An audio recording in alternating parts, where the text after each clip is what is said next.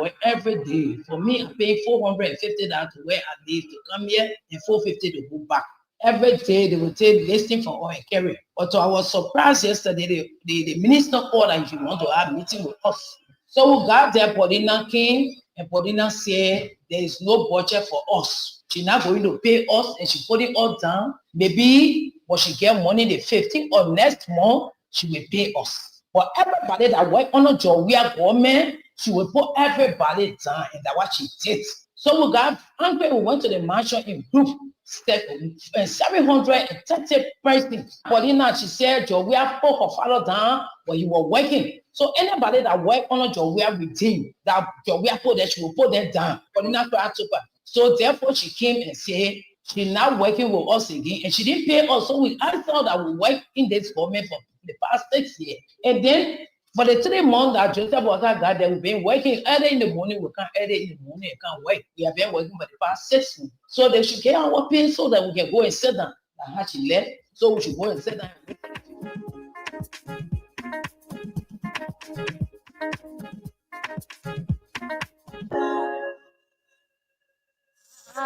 Get bring her to go steal to the maintenance too. So the man wanted for you to go steal from the web post. Yeah, he said I'm going to go steal to the web maintenance too. They get money to the so that we go take it from there. I said, my man, how many bars for the same lecture? And how can the people catch you now? The people. Before the man called me back, that was on the 18th. They more. The same man now. Yeah, the same man. The same man who want for you to go steal. Yeah, he called me on the 18th. Yeah. Now in the around about 8:30, the man called me. He said, "Oh, my man, I'll let you be. I'll call you back again." So that time you go to work? I go to work. You leave for your working place, you come to the man. Yeah, I come to my working area to Clarence to now go to the man. To go steal now? No, I'm not go steal. I'm not go steal. I go to yeah. How you question me, man? The thing you want for me to explain for you to understand, then you still questioning me, doubling the question. How many talk clear now? Okay, let's go now. I beg you, sorry. I say. When they call you in the net now. When the man call me in the net. Yeah. He asked me, say, how many of you are working to the area? I say, we are 3. You told the message you're 3. Yeah. So he said, I want to give you tea to carry to the message. You want to give you what tea? Tea. Have milk tea. Oh, milk tea. Yeah. For you to drink with bread. The bread. 3 pieces of bread. With egg inside. With egg inside my butter. So when I carry it to the man, say carry to the man. When you give it to the man, then you must come back to the car. So the food man give you now, you carry that so you can go convince your friend now. Yeah. When I give it to the man, the man say thank you. I say okay. The man say, oh, where you going now? I say, oh, I'm going right car. So one of my friends called me. Yeah, the same man you going to now. Yeah, the same man. The man tell you say he want for you to go steal. No, yeah. So when I go to the man, he say clean the car. Then they are 2 now. In a jeep. Then they are 2. A big jeep. Yeah. Black BG, 4 doji. Yeah. So when I clean the car now, air condition all inside. No, Papa, you can't wait for me to spin now. I'll leave the water now. You can judge people. I just asking you a question, sorry. You can judge people like you can here. No, I'm a journalist. I beg you, sorry. The way you talk in the question, you say when I move from here, I'll free. You say when I move from here, I'll free. You said one talk again. I wanted to mean who talk clear to you, but you double in the question. Hi, looking, then you want post another more word there again. Why not be looking to the top? I'm not going to again. And said they call me to the office of OSP. I think you explain to me that you come together. You say you carry the tea to the man. After you carry the tea to the man, you come now. So what next now? And for me, I'll not fair. Nobody, you getting very. You say asking you too much question. Hey, just explain things. Say make your egg and bread. You bring it. Okay, sorry. That's why I say sorry now. Okay, sorry. If you, I will not ask you the question again. Okay, sorry. When I give you answer now, then you. Okay. Explain again. I'm not asking you no more questions again. Okay, that's why now. Go to school. The English say I need the English. Okay, sorry. That's why I say sorry now. Sorry. Say Ali, you take time. You take time. I'm taking time. Okay, sorry. Okay. Say I can take time to explain. Sense of gratitude and humility.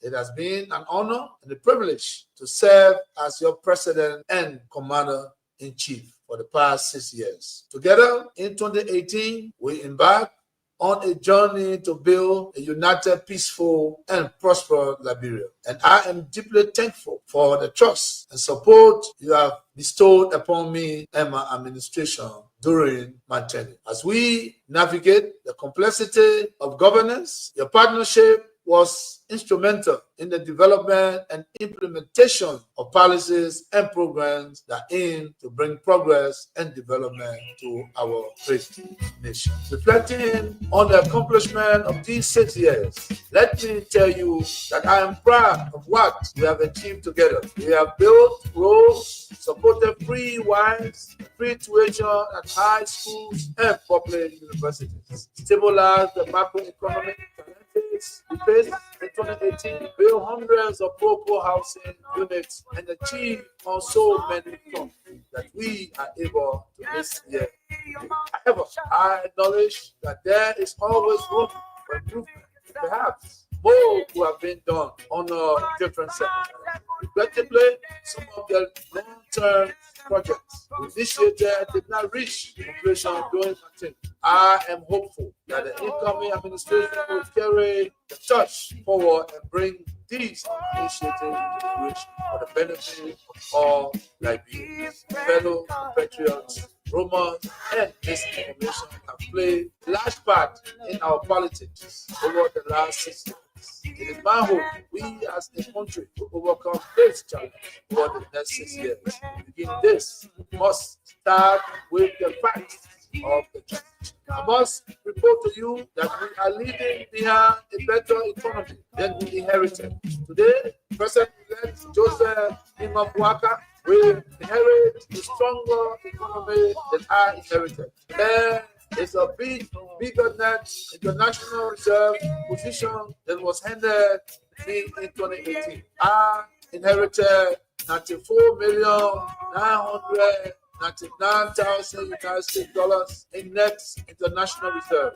I am heading over to the next administration in the net international reserve position of 222,700,000 United States dollars. This is 136% increase in the net international reserve.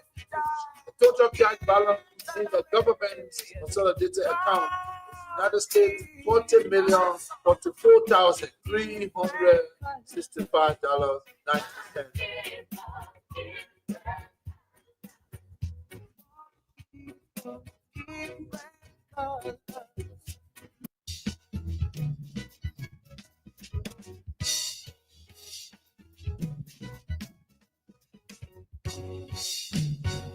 It now is an indication that yes, we are back. We are grateful to God for sparing our life to be here again. And yesterday was Decoration Day, a national holiday set aside exclusively to honor the memories of our dead ones and take time out to clean and decorate the resting places of our respective loved ones that have since departed. And so yesterday was so busy across Monrovia and every other part of Liberia.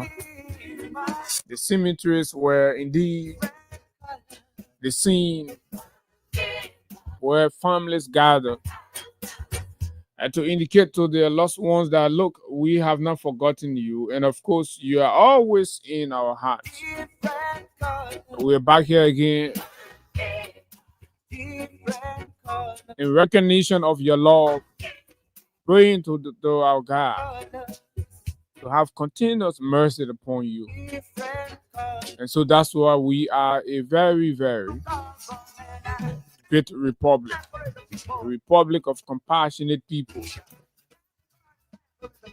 people who care mostly about ourselves, our families, those that have gone, those that are here, and even those to come. But we have to demonstrate more care for those to come.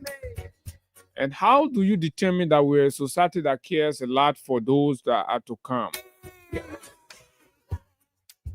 It's the decisions and the actions we take to prepare a befitting environment that our kids and grandkids will come and inherit.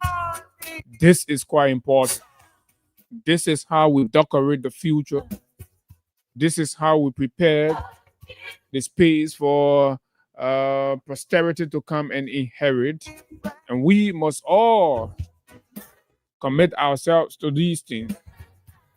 The biggest honor is on the government of the day. Sadly, we are seeing state of national recklessness, callous leadership, disingenuous administrative decision, selfish and self-seeking policies,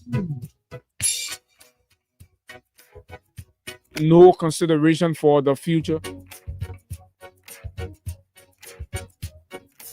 no regard for posterity.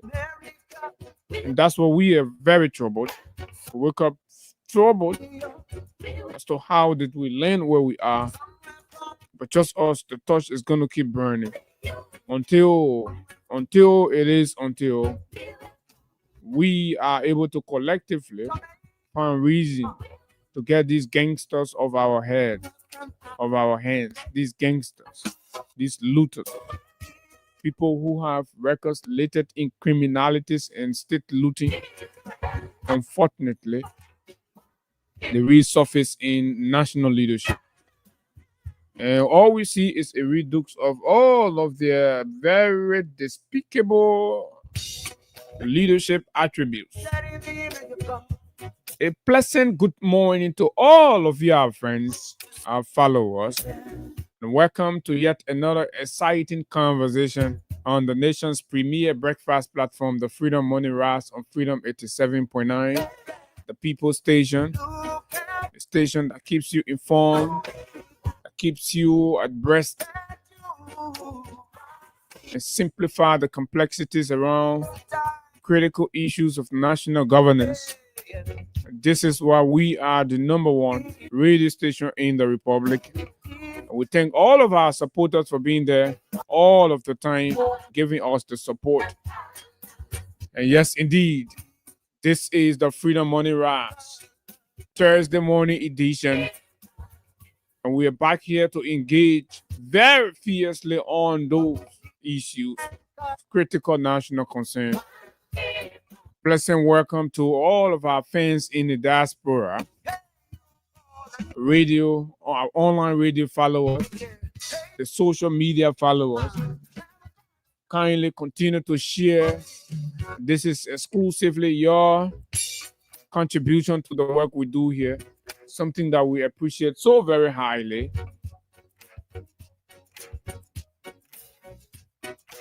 What's the menu? What's on our menu for today's breakfast? Too many things. And the other day, we promised you that we will take a position on the proposal for extension of the Asilometer Mineral Development Agreement. We are still putting all of our pieces together. And trust us, the moment we begin, it's going to be a marathon. Unraveling all of the different secrets they are hiding from you in the face of the global uncertainty occasioned by the election of Mr. Trump and some of the anti-establishment policies that he has introduced, disrespecting global order and its ramifications on economies across the world. So when we are, as a tier world country, when we are taking decision on extension of MDA, we have to be cognizant of the changing world order. Is the government sensitive about that? No, absolutely. All they care is money, money, money, money, and they're prepared to sell the soul of this country. And they're not even using the money to better our lives. They're using the money for themselves and their concubines. And this is so terrible. This is so disgusting. So yes, once you have a childish arrangement on your hand, sometimes you want to consider certain conversations as childish and you don't want to waste time on them. But for educational purposes and for the desire to bring true reasoning and sense to these diluted discourses, we'll spend some time on comments made by Mr. Bwaka's deputy.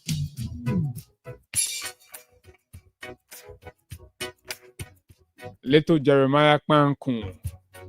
Little Jeremiah Kun recently spoke in the United States of America. And when you're small boy or you want LAP, man, you can be so obsessed with considering yourself to be big. So Kwan Kun described or considered former President George Manuel Weah as a common citizen in the sense of the word, and social media and other intellectual spaces in Liberia has gone haywire on, and there have been different positions. Some say, oh yes, Jeremiah Kun is right, and others say, no, he's not. And different justifications are coming from different quarters. Regime apologists are excited, and they are celebrating, and they welcome it. But the saddest thing about the Unity Party is that they always forget that there is a tomorrow. When they were so despicable and profane in their opposition life, they refused to understand that they were pursuing the seat of the presidency in the republic. And when they were being disingenuous to the office of the president of the Republic of Liberia, they forgot to know that the sick man they were parading with will one day go and occupy that place. And favor will be returned. And the way they wanted favor to be returned was not the way they were giving it. So now they have come, and Mr. Bwaka is being served woto. They're complaining all over, crying, oh, the men are, oh, man, oh, you're down the paper, oh, this, that. Well, and that the paper was saying that they're causing other people and stuff. And now they're in leadership. They're treating former leaders anyhow. One day, Mr. Bwaka, Mr. Kun, and all of you today will be former leaders. How do you want to be treated? How do you want to be referred to? Must always click at the back of your mind. How come the most sophisticated group of people are not understanding these things? But when the time comes, then they say, oh, is that crying again? Like cry babies. Back to the cyclist conversation, we are taking it back by comments made by a woman who endure under sweat and sacrifices of motorcyclists in Montserrat County. Mr. Dollar Delon.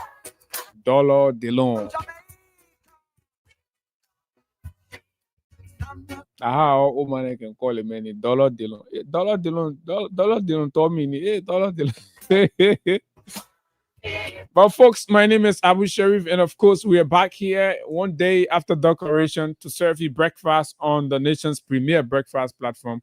Too many things, and too many of these, plus other issues making the news for you, is going to be highlighted on the conversations. And so, yes, let's take a break with our partners, and when we come back, we rumble through straight into our conversations. But just before we do, don't forget today is Thursday. So sorry, yesterday we could not give you some money. I know a lot of you for the holiday were anticipating, that you'll be playing your B. And yesterday, 20,000. Just imagine while you're there at the cemetery and then you play your B. But guess what? Radio Entertainment said, "Look, Abu, we have to bundle it all up, pull it into there. So this is it. So you have a whole lot here to carry all you have to do is to grab your phone. Make sure you have at least $200 Liberian dollars on your mobile money wallet, and that's *799 *70 hash. *799 *700 hash, and stand a chance to win fabulous prizes, cash prizes instantly. Soon as you go through sending your money right away. So it's *799 *70 hash, and that is the short code. We apologize. Yesterday we could not, but we are showing you that today, because of the situation on yesterday, we're going to be giving a lot of money today. I mean, there's a whole floodgate open for winning. It's all on you now. It's up to you, right? Because the more you play, the better your chances are to win. And the more players we have, the more we are assured that, of course, we're going to pay out just as we have intended. So this is how it works, right? The partners have said, look, unfortunately, due to communication and breakdown and stuff, so we could not be here yesterday. So the partner have said, oh look, gentlemen, let's give it up, because our fans, our followers are our precious jewel, and we like to hold them in very respectful manner, because they are the reason why we have these program on the radio. And so we can be in and out without giving any prior notice. We can be like the government of Liberia that takes current without even notifying consumers. And they're just destroying people's properties, burning homes, and LEC is being so reckless and all of that. But nobody cares. The president himself cares not. But this is it, right? So grab your phone, make sure you have at least $200 Liberian dollars or its equivalent in US, and that's *799 *70 hash. You wait a few seconds, and then the option will come where you have to select the currency. Now there, where you have to decide whether that LD you have in your phone or that USD you have in your phone. Then you select one or two, option one or two. Either way, then you wait a few more seconds. You will be required then to enter your password, the 5-digit mobile money password. You enter that, then you okay. Automatically, it goes through. Then you play again. You remain in the cycle. There are a lot of people who have demonstrated and committed themselves, and some people will play 10 times. And in most cases, these people tend to be winners. So that's why we are encouraging you. A day after the holiday, I know a lot of you spent a lot on yesterday, and you moving here, there, yonder, between different cemeteries and all of that, right? So you want to recover. And when you get sick, when you finish your treatment, or you need time to recuperate. So when you have made expenses and all that, you're always looking out for the chance to replenish those ones. And I believe this is an opportunity for you. So today, 20,000, 10,000, depending on the number of plays you make, right, are all set and guaranteed for you. And if we do it as convincingly as we can, trust me, somebody can also walk with $50,000 this morning. All of that, all of those options are possible and available. So you want to take advantage of it. Take advantage of it. So yes, that's exactly what it is. And we are here. We're going to take a break with our sponsors. When we come back, we will see if we can talk to some of our frequent players, after which we then dive into our conversation. This break, we will be right back.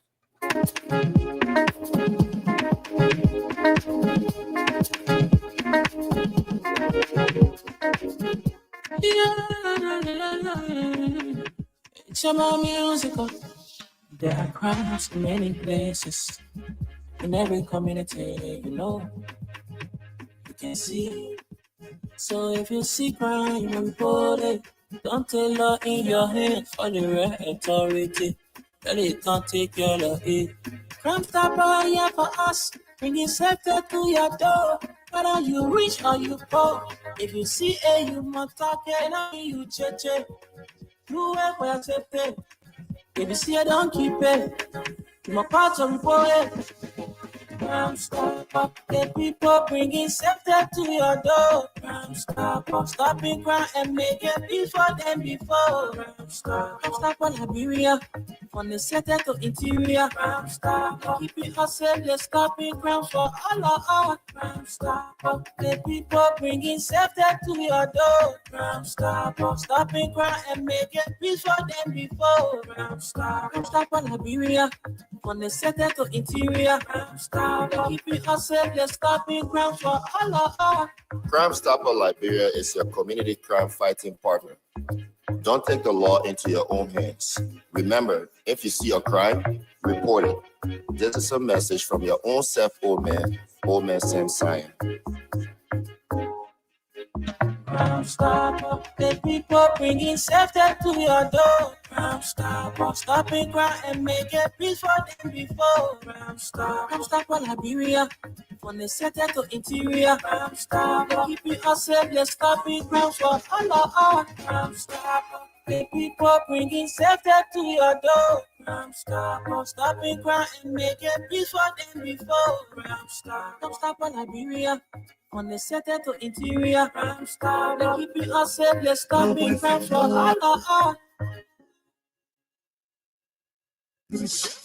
Do you want the professional to fix your car, or do you need an original spare parts for your vehicle? Well, worry no more. Macabre Garage and Spare Parts on the bypass opposite Orange Head Office is that place.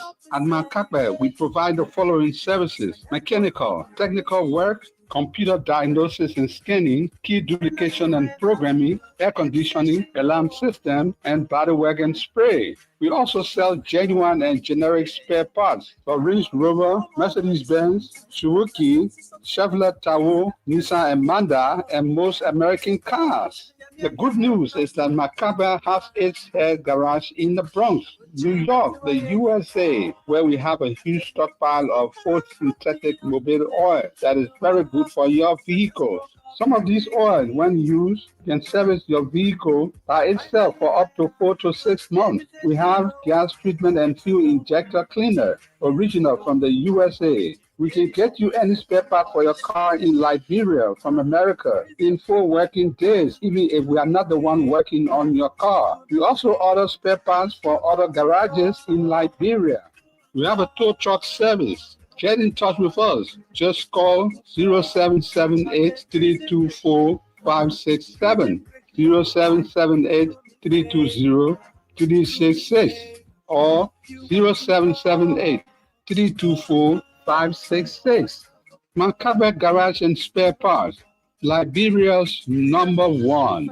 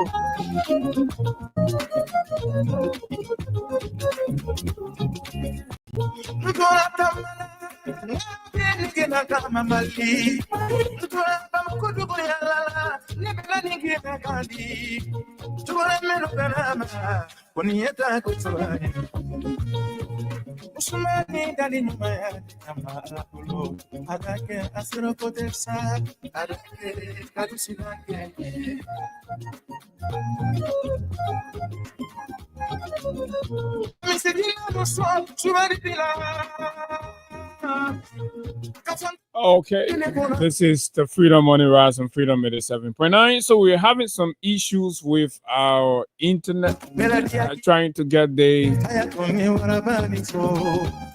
African players to pay out some money to our many players of the Freedom Cash giveaway.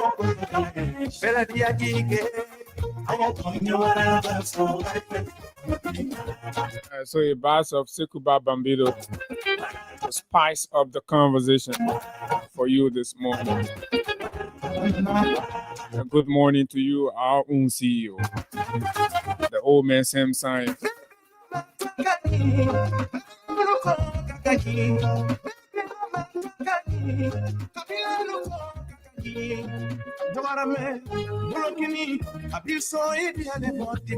Good morning.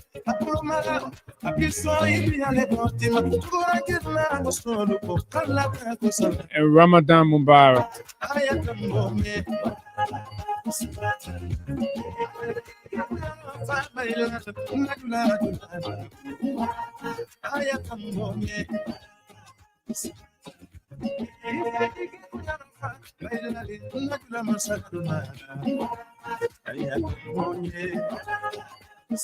Good morning, Elder Durasano, the Pyramid Base, and all of the folks there.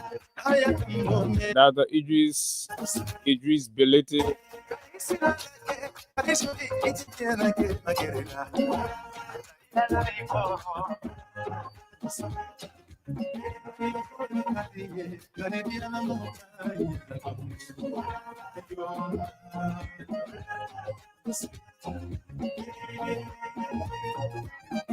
And so all of the folks, let's bring this one down to go in for our business here on the Freedom Money Rise and Freedom 87.9.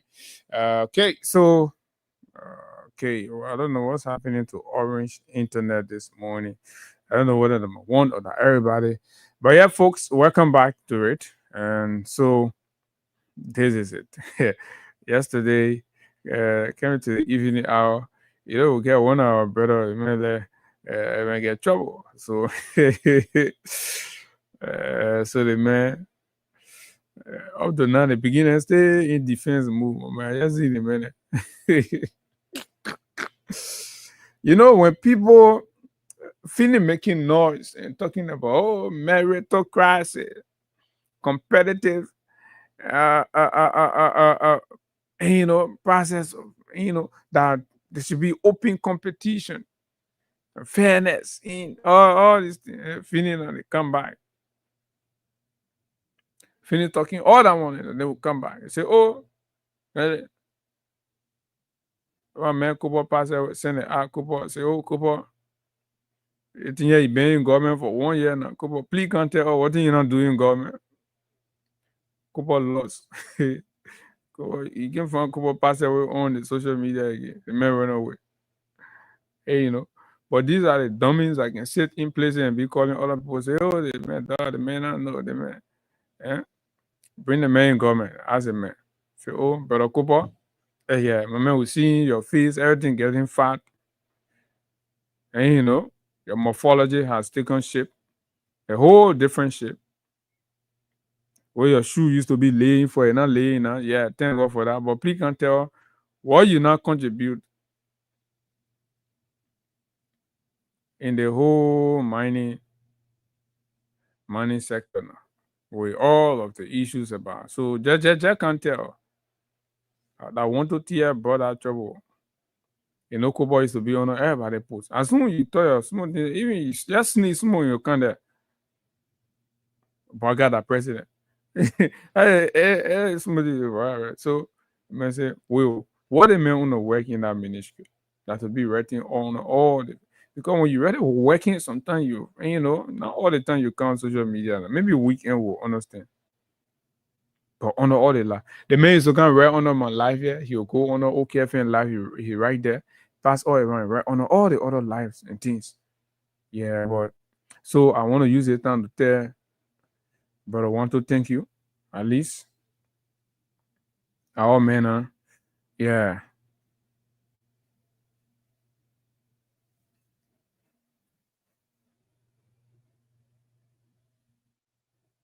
Yes, sir.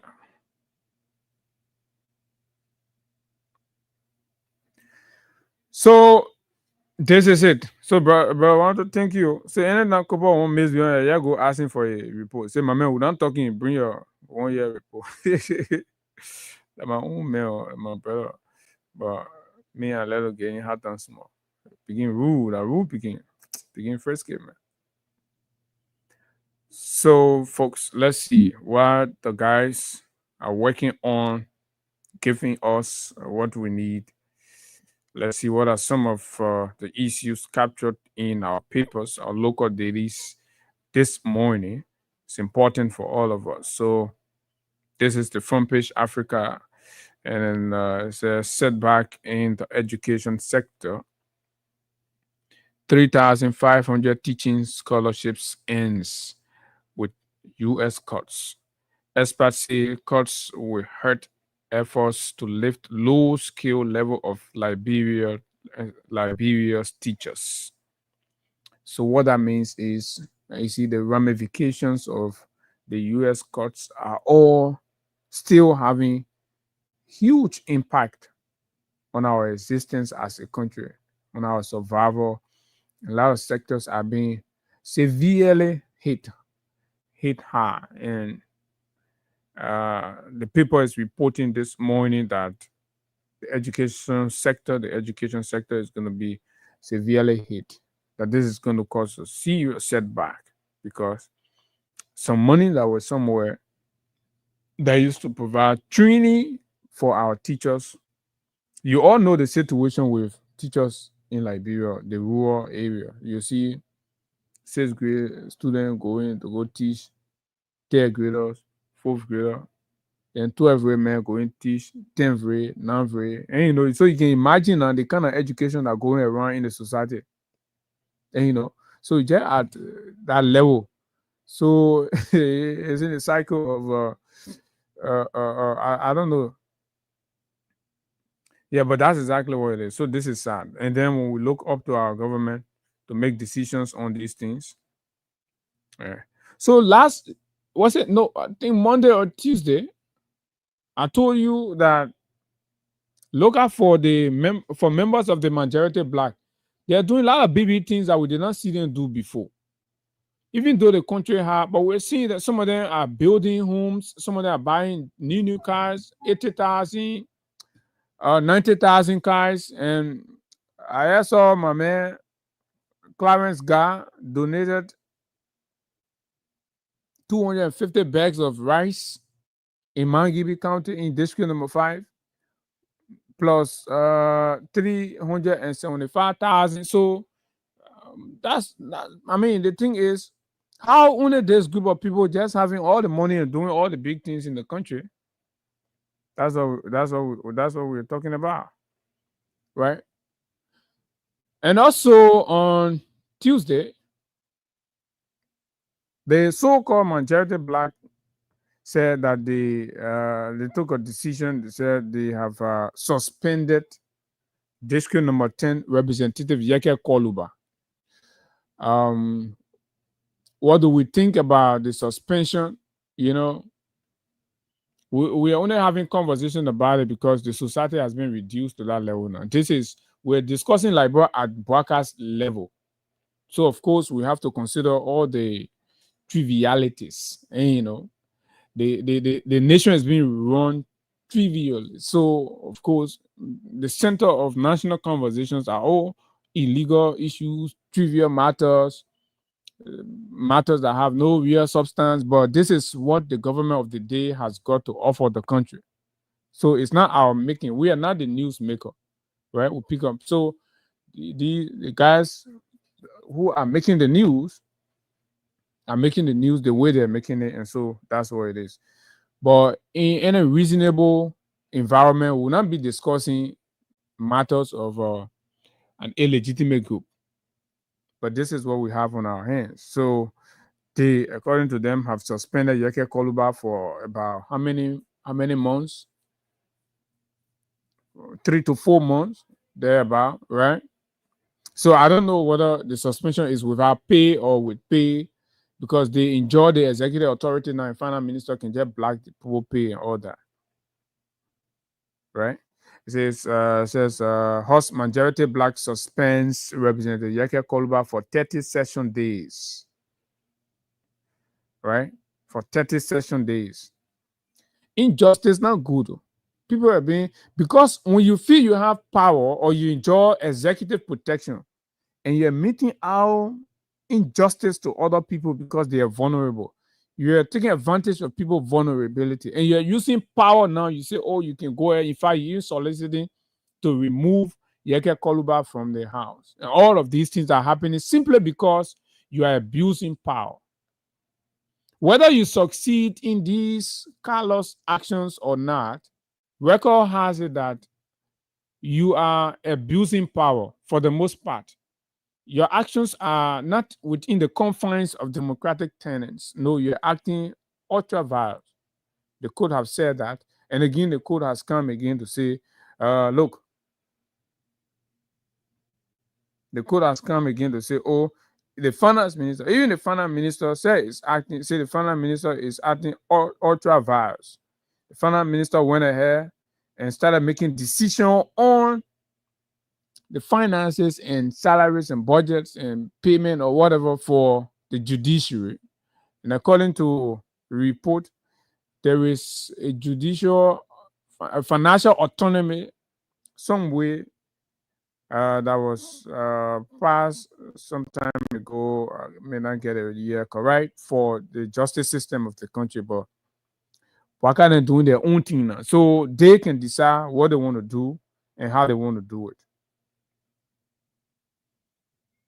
So tomorrow should be D-Day. Is it tomorrow? No, Friday. No, tomorrow. Yeah, tomorrow is Friday.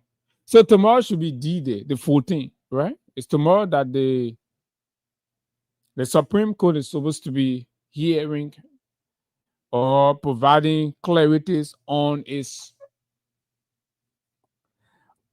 ruling in the minority black complaint or bill of information, because the legal people think so. You got to make sure you get all the jargons correct and all of that. So the bill of information was submitted, I think December, somewhere around December, and then it has been dragging. So at long last, and finally, before Madam Yo takes her bow, she has to make this very crucial decision, crucial test to her legacy and all that. So there's been different opinions from different quarters, different legal people. And the good thing about our country, our society right now, every profession now is being affected by the political virus. So political identity informs professional contribution to national issues in the country for the most part. Doctors, when they're talking, they get Unity Party doctors, they calling their friend CDC doctors. Nurses are the Unity Party foot soldiers for the most part. So even to administer medication now, they got to know whether you CDC person or you United Party person to inform. So that's how they have destroyed our country. So when we sit there and tell you that Liberia is being destroyed, these are basically what we are talking about. And it must be an emergency for all of us.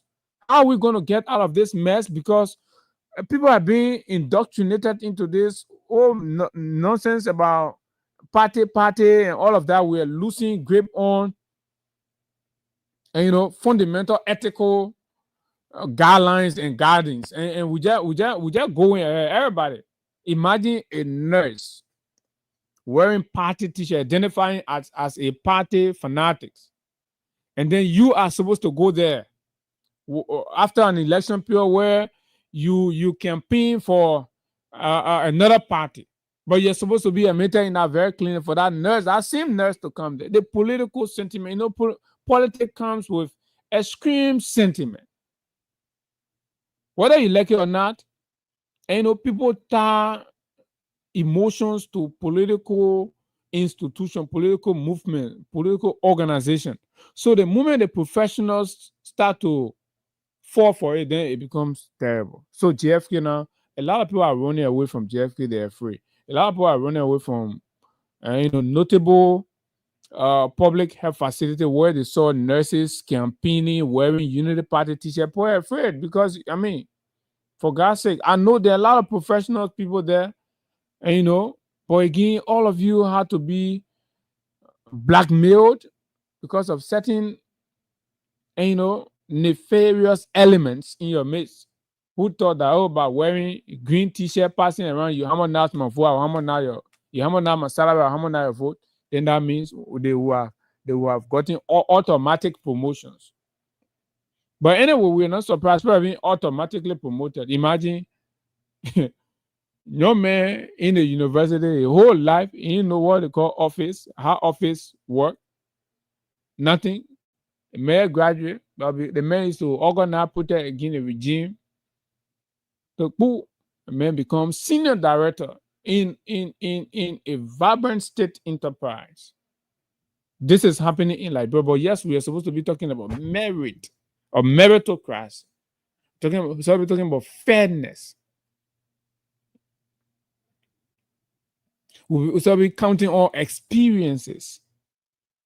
We will be talking on technical know-how. But no, we suspend all of that for green t-shirt.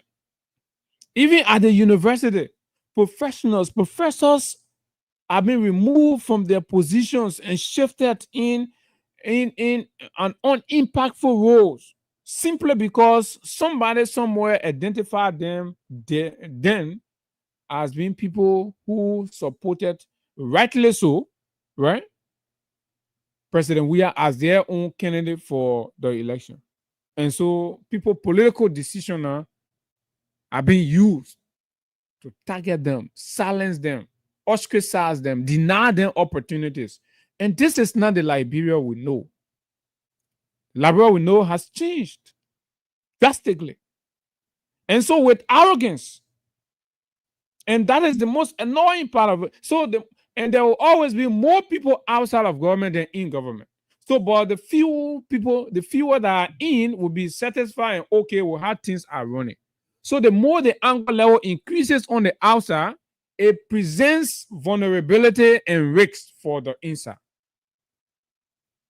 And every time we will come here and say these things, we will not sugarcoat it, we'll put it right in your face so that you either use it to readjust and run the country equitably and ensure competitiveness in public service and ignore people's political decisions and participation, because this is one Liberia. It's a one nation with one destiny. And everybody must be free. This is where you see in America now, if you're there, somebody can grab you and bundle you no matter what kind of people you get and chung you well. Like, so when you come here, this is where you're not supposed to be ostracized or segregated against. Unfortunately, with Mr. Boakai as president of the country, no, the language is demonizing certain group of people, ostracizing certain group of professionals, denying them opportunity that they competitively deserve. I can call you names of very qualified Liberians who have applied for positions where they could make significant progressive impact. They were denied simply because somebody was able to take their phone and bring all kinds of things and say, oh, the person here, oh, the person that the other person from. Look, how do we run a country like that? But when something happens, they say, oh, everybody need to be patriotic, man. We got to support the country, man. Everybody got to stand with the country. How do you then, when the state is treating you as outcast, treating certain element of society as outcast, and this is bad. This is troubling. This is a sign of danger that needs to be worked on. And every time we come here, we'll remind those in power to kindly do these things. Every time we come here, we'll remind them. They don't like it. All of them, senior officials in government, proud themselves of being anti Liberians who are seditious or associate or has any relationship with leaders in the CDC. How do you do that? How party politics reaches a point where we begin, we start to antagonize each other and create like this is wartime where IMPFL does not want to see Ulimo and Ulimo does not want to see MPFL, and the people are there and they're fighting and throwing missiles on each other. I thought this is peacetime. I thought this is normal time. Executive Mansion has set the tone for prejudice and biases all across Liberia now. Even you're in a community having community meeting, when other people go there, they won't make their input. Then they say, "Oh, I see this man in there." So and that 1% man. In fact, as I'm not coming back again, respect the men people there. They say, "Oh, that 1%. Oh, that 0%, that 1%." So your own person now, what do you not do in your life? You're that passing around in the community. Oh, there are men at 1%. What do your own 1%? Your own person not do in your life? After all your person, you tend to city clean up. After all your person, you tend to city clean up. That the value that Baka had to add to your life was to make all of you city clean up. Is it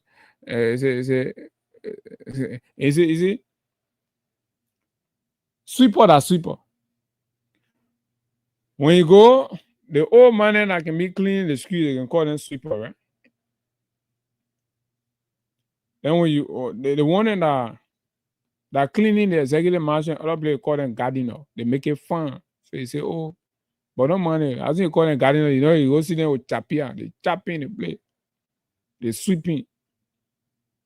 They say janitors. So yeah, he said a P-wall. Yeah, put it on Adika. Say janitorial consultant. Janitors in Morale. Then they wear the reflector jacket and say, come and working. Government working, go behind master graduate. Gentlemen, we got to boom that on and say, gentlemen, we got to clean. Say the country working. I rescue. Your mind, your partner, what's it? They can leave you to go to start cleaning. So if they live in Ghana, they can take them from there, they can Congo. That sweeping your mind, your partner can go do. But using them like jackasses. So you don't be talking to your friend and say, oh, 1%, 2%, this, that. Because your own person ain't add no value to your life, may you sweep up. So close your mouth. So let's see, let's recognize some of our guys here before we go into our real issues this morning. So, oh la la, Cecilia Massacre, watching from Norway. Good morning, my son. Good morning, mommy. How are you? Daniel Jigbeer. So watching you from District 17. Good morning, my senior brother. Good morning, Daniel. Stephen Nangbe. Good morning. Watching you from Pepland Community District number 3. Pepland people I used to be jumping around. Oh, rescue. You're real rescue. Pepland people, let me tell you, you're ungrateful. My man, before President Weah time, let me just wait more. Stevie, now you are talking to now, but I am talking about Pearland area there. You know, they get a road that going wet playing, or so the water lines, everything. So sometimes the water line ruptured, and and all. That place will be very terrible, extremely terrible. The road there, but just way up interior. We are keen for the most part. What do you want government for? We are keen build the road, paved it, put electricity there, put street light, and started distributing current. So go start reserve on Pearland Community Public School. Just about 200. So we are 100, 200, 100. So what are 200? What are the benefit of 200 on here? Stanley A. Anderson, good morning, Freedom Family. I'm following you live this morning from my business center down Waterside. Thank you. Stanley, how is business down Waterside? Otto, good morning, Freedom Family. I'm following from Freeport. Do you like with Freeport or you're from the Freeport community. Fatu Dokpodo Ba. Good morning, Abu M. Sharif. Good morning. Amos Deba. Good morning, senior. I am joining you from my Sand Beach community. Agatha Glasgow. Good morning, Freedom FM Radio. I'm watching from Tinkers Village, RIA Road, the blue city where the common citizen lives. Say Chelsea firstborn Yaya Kuma. Good morning to the Freedom FM family. My name is Yaya Kuma. I'm following this show from Western region of Liberia, from the Western region of Liberia. Victor Sayon. Thank you for the show, Comrade Abu Sherry. Thanks a lot, Victor Sayon. One of Liberia's brilliant historian. Lee Nangbe Chie. Very good morning, my distinguished brother Abu. I am closely following you from beloved Mama Sando County. Oh, Lee Nangbe Mekomba. And the great people of Sando do so appreciate the Freedom Radio family for always keeping them updated. Thanks a lot. Trust me, Sando has been a strong backbone, always. Thanks to D2 Radio there, that's always connecting us with the people of Sando, Greenville, and other parts. This is Felicia T. Swain. Good morning to the Freedom family. I am watching you from District 11. Good evening from my aunt, Freedom Ras. I am watching you from some part of Asia. You just getting there. You understand that part. Yeah, the common empire plenty. So let's see. Dominic Dolo Jr. Good morning, Freedom family. AB show prayers are for God to take. AB, how prayers are for God to take us through, and He will show up for us one day. Oh, they made Johnny a prayer band. Dominic, no problem. So, again, decide to be part of the prayer band. Other people say, yeah, one part called solutions. Charles M. Dolobapu is watching through our YouTube. He's watching. It says, watching you from a Soul Clinic belt. Thanks a lot. And this is Isaac Omer. Good evening from my end, Freedom. Okay, that's Isaac Omer. I'm done with Isaac already. This is Matthew Yulo. Good morning, Freedom. I'm watching from Grand Cape Mount County, Kinjo. That Kinjo, Baka can pay $5,000 for life. Kinjo people, you value your life at $5,000. At $5,000. So yes, let me see what we can do on the cash giveaway now.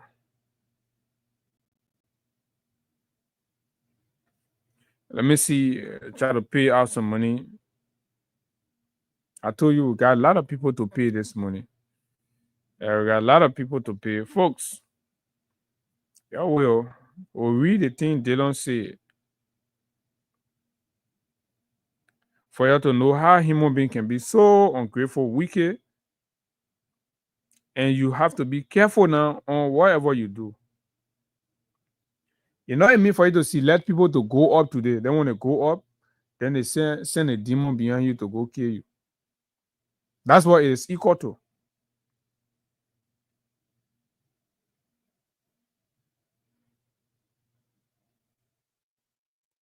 That's exactly what it is equal to. So,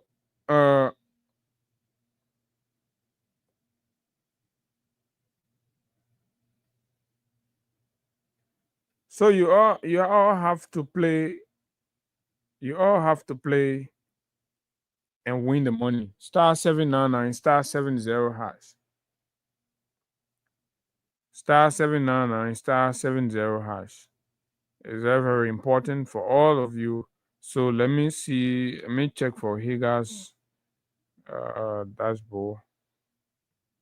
and see what we can do together quickly and pay out some money to our friends. So keep dropping your comments. Keep dropping your comments and let's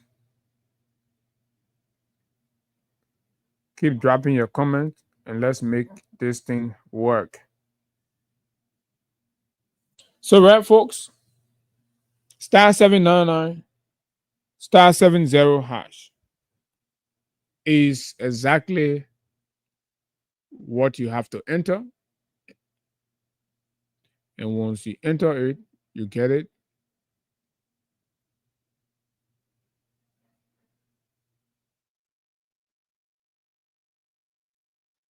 If you enter it. So, Liberians, get ready, because me want to start firing and let thing to be coming in between. So I let them make sure I make sure all my thing there I finish and make sure.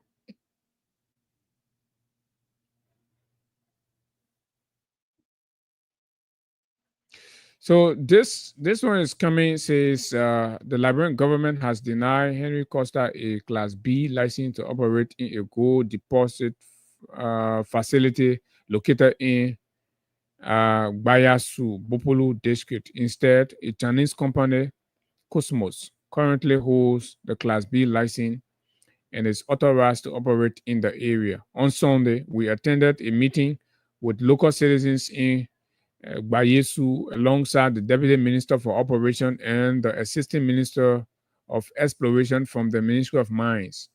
Costa reportedly attempted to secure his license through intermediaries by involving a few elderly individuals who applied for full mining claims, which could have eventually led to a Class B license. However, when the local mining agent discovered that Costa was behind the application but sought to keep his involvement hidden, the ministry took action. Upon learning of Costa's involvement, the minister and his team decided to reject the elders' request for a clearance or Class C license. They insisted that Costa must publicly declare his support for the government if he wishes to obtain a mining license in Bayasu. My man, so you're having meeting on Sunday. Costa declare intention, they go down, you go have the meeting, you know, say the man finish. So that means the requirement to getting license now, the country ever. Yeah, as I saw my man Pedro, yellow, say, yeah. Get a one who ain't no one who bull send all the door here. The way you can be yelling, oh whoa. That cause I was yelling it going down. Just for Class B license, man. Hey, brother Costa. So everybody get that also. I mean, also, some people life, no matter what you do, and this is who they are, this is what they are. So that's Costa though. So you have to know him as that. So I watch a man yelling. I said, man, you don't need to yell, but everybody know, yeah. But you got to yell too now to Joseph. Yeah, who you're something the shop, something you're beyond yelling. You want something, yeah, come and tell the country, say, oh, how you now deciding he's supporting it. So that do it quietly, but as I say, the shopping son of beast stay behind you. You have oh. But yes, Ali Costa for he and his friends. Costa has very valuable friends on both sides that can be bidding for him. So people like us who in our lay corner, we sit down in our lay corner, the people thought that thing will lead the big people thing. Because at the end of the day, they see him friendly like a push for luxurious hotel for their friend. You can go put your more between the people that are. So everybody, their friends handle their issues. When they finish, then you'll come back. So you ain't good to put your more between friends. Put more between friends can be correct. People didn't try it before. You try it, come on, you try it, come on, you try it, come on. Hey, say you can fool people, but you try it, come on, you try it, come on. So yes, bye-bye. So now, we all might have listened to Jeremiah Kwan-Kun, the vice president, after he was being booed, dishonored, disgraced, shamed, and exposed to the world by patriotic, nationalistic citizens troubled by the level of the level of lawlessness in the country, the breakdown in democracy and the rule of law under their watch, and the witch hunt and everything that's going on that does not make sense. And these citizens didn't do it simply because they just wanted to be opposing, but they felt nobody seemed listening. Abu has been talking, Kine, Hagar, Austin. We all have been talking, sacrificing, going through tremendous strangulation. Yet still we've been keeping the torch, speaking out. And people are using partisan attachments to ignore the plight of the Liberian people. You bring your issues to us, we raise them, the government ignores them. Stealings are happening. The president cherry picks on what to fight, who to suspend, and who not to suspend. Vices that are counterproductive to democratic principles are happening under the nose of the president. He's taking no action. Citizens are being killed by police officers with no investigation. At least no information on the status of anything that resembles investigation, leaving us with no option but to conclude that there's been no investigation. So in Liberia today, police officers kill you, are free. So these were the grounds on which when Kun visited the US and reached out, so others felt no, this is an opportunity not to antagonize Mr. Kun, but to just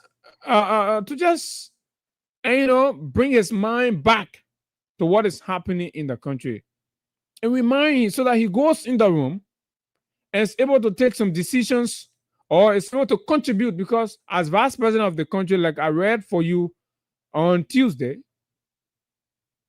the role and the position is very significant, very significant and very powerful. It's not just an ordinary role. Absolutely not. So the citizens said and demonstrated this action. So listen to what they were not antagonizing to say, oh, we not want you, right? But they were saying things that we all are aware of: the killings of the people in Kinjor, the different mysterious deaths that are happening, the police shooting, right, that are going on with no investigation, the manhandling of motorcyclists. So let's listen.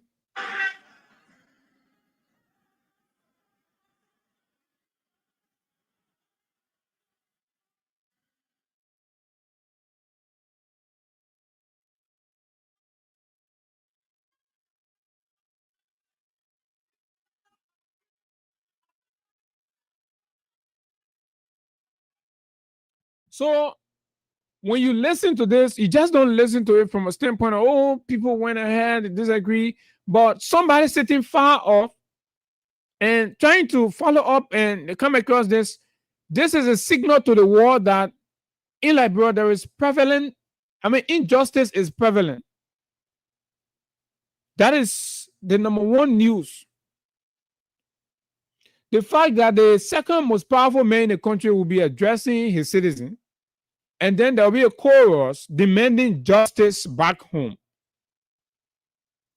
signals that things are not fine, and it is damaging for the reputation of the government. This is damaging for the government's reputation, and in close doors, the government will have to defend and clarify these things. Because as these comments are being made, partners and friends who take their time to investigate, and the investigations are on.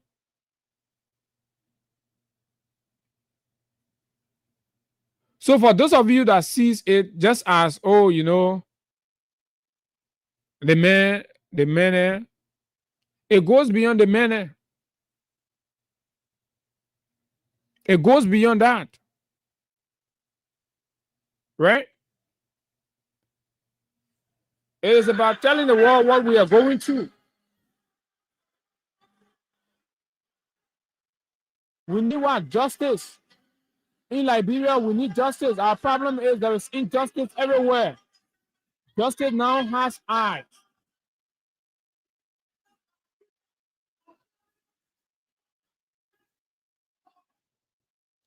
The government takes draconian actions against citizens and scapegoat the recklessness by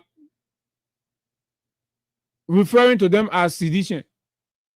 So for the government of today, the best way to do anything is to do it and just say they're sedition. For them, that's sufficient reasoning. The sufficient reasoning to go away with it. And so moments after the embarrassment, the disgrace, imagine the vice president will be like, oh, thank you, thank you, thank you, thank you, thank you. So we need justice. He said, thank you, thank you. The international wire was there. The message has gone wide. And the government must see it as a wake-up call. Instead of considering it as another partisan thing that you're doing, partisan. Irrespective of where the concerns are coming from, that's why the government monitors the media. Right? You're supposed to have people there, but you put partisan all over now. So we don't care. In fact, I say, oh, don't listen to Freedom FM. Don't listen to Kings. Don't listen to... Nah, you don't run a country like that. Listen to everybody. You don't have to like them, but you have to listen to them. You need all these things to govern. You need the critics. You need the sycophants, right? Basically, just to provide sycophantic comfort for you. So you just need them around, and, you know, when you're blundering, then they'll do praise and worship for you. Maybe to just ease your mental tension at that moment. But that's how much they can help you. The sycophants you have, all on Facebook, passing around. Just take their job from them and see whether they mean what they're saying. Or just stop giving them that scratch card or that $100. Just stop it for 2 months and see whether they mean what they're saying about you. You will see them reiterate all of the qualms that we, your critics, have said about your government. Nepotism, favoritism, stealings, right? Partisanship, corruption. They will say, in fact, they will bring prima facie because they are very inside. So these people who work for you, who you're paying, that are clapping for you, they're not genuine. You have to listen to authentic voices. For us, we do not have any reason to fear you. That's why we look in your face, we tell you, Mr. President, they want it bad. Mr. President, it's up to you to fix it. You're not paying or to even be exposing bad things to you. Right? Where you go and face it and get your government back on track. But you ignore it. Later you say, oh, no, don't listen to this. That's foolishness anyway. So, moments after, the vice president said and described himself as an old car park. And those comments were in response to the protest action. That, oh, I'm an old car park. So everything you're saying, yeah, in essence, I cannot really do anything. It's not on me. So the vice president was, in essence, exonerating himself and throwing his boss under his boss man under the boss. Because when citizens raise critical issues about governance, when citizens raise critical issues about justice and fairness, right? As an active player in the government, you must be able to give, a showing response. But if you use that as an opportunity, right, to exonerate yourself, right? And create a kind of escape route. That was for me an escape route. The vice president said, the recording is there. The records are there. The vice president said, here's an old car park. Let me get it for you and play it. Right? That's what he said. The man said for him, he old car park. So you should not expect much of him. Everything that happened, that the president got to tell him what to do before he do it. Even where he's sitting now, if the president tell him to come back home, he will come right back home. Granted. Now, the citizens are basically communicating that to you. Part of your report when you come home now, because when you leave here, you can go to your president, you go ask him, oh, papi, I go in here. So when you come back, you go back, oh, papi, I won the trip was successful, but we met our people, we had town hall with our people, and so our people express these views as much as you may think they are, but this is what they said. And so just to let you know, other people came to disrupt there and they were chanting battle cry about justice for King George, justice for motorcyclists, and all of that and all of that. So basically, include that in your report. Then you'll be serving your people well. But instead, what did the vice president do? The vice president uses the opportunity to complain his boss man to the Liberian people. Say, look, I am another old car parker. Why I'm not seeing if video can be plenty, the government the issue them plenty. So that's exactly what it is.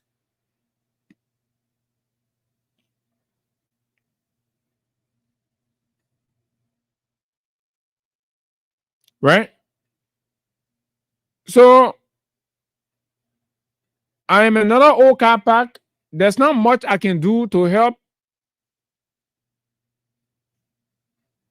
There's not much I can do to help. So basically, you are misdirecting your anger.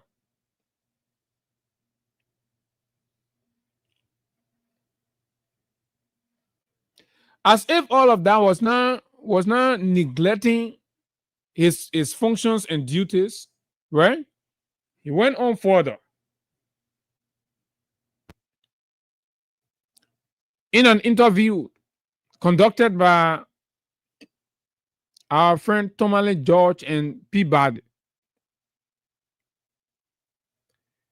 And in that interview now, there where the vice president marketed his limitation for the most part. You know, at certain level, you don't have to stoop very low. You know, leaders must be able to understand, must be able to manage emotions.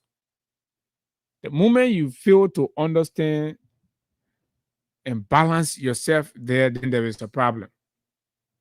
So let me play. I know you might have, but just listen and let's make sense. And I'll tell you where the vice president went wrong. Basically, that's what I want. You can agree with me or disagree, but just listen to the logic. But let's hear the vice president, who graduated from high school until he attended Cottington.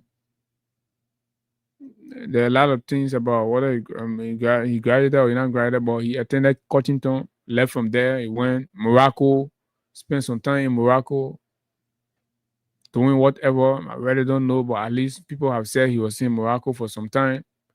Left from there, came back, started selling cigarettes between JK and Ganta. And, you know, so yeah, you know, he's a bushcrapper. So this is what he said. They want to know whether you are a parked car in this administration. That was the last question. Thank you. So,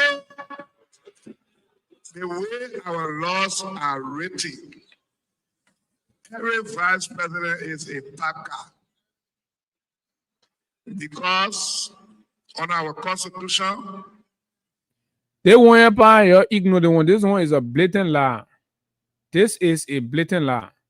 That's not how.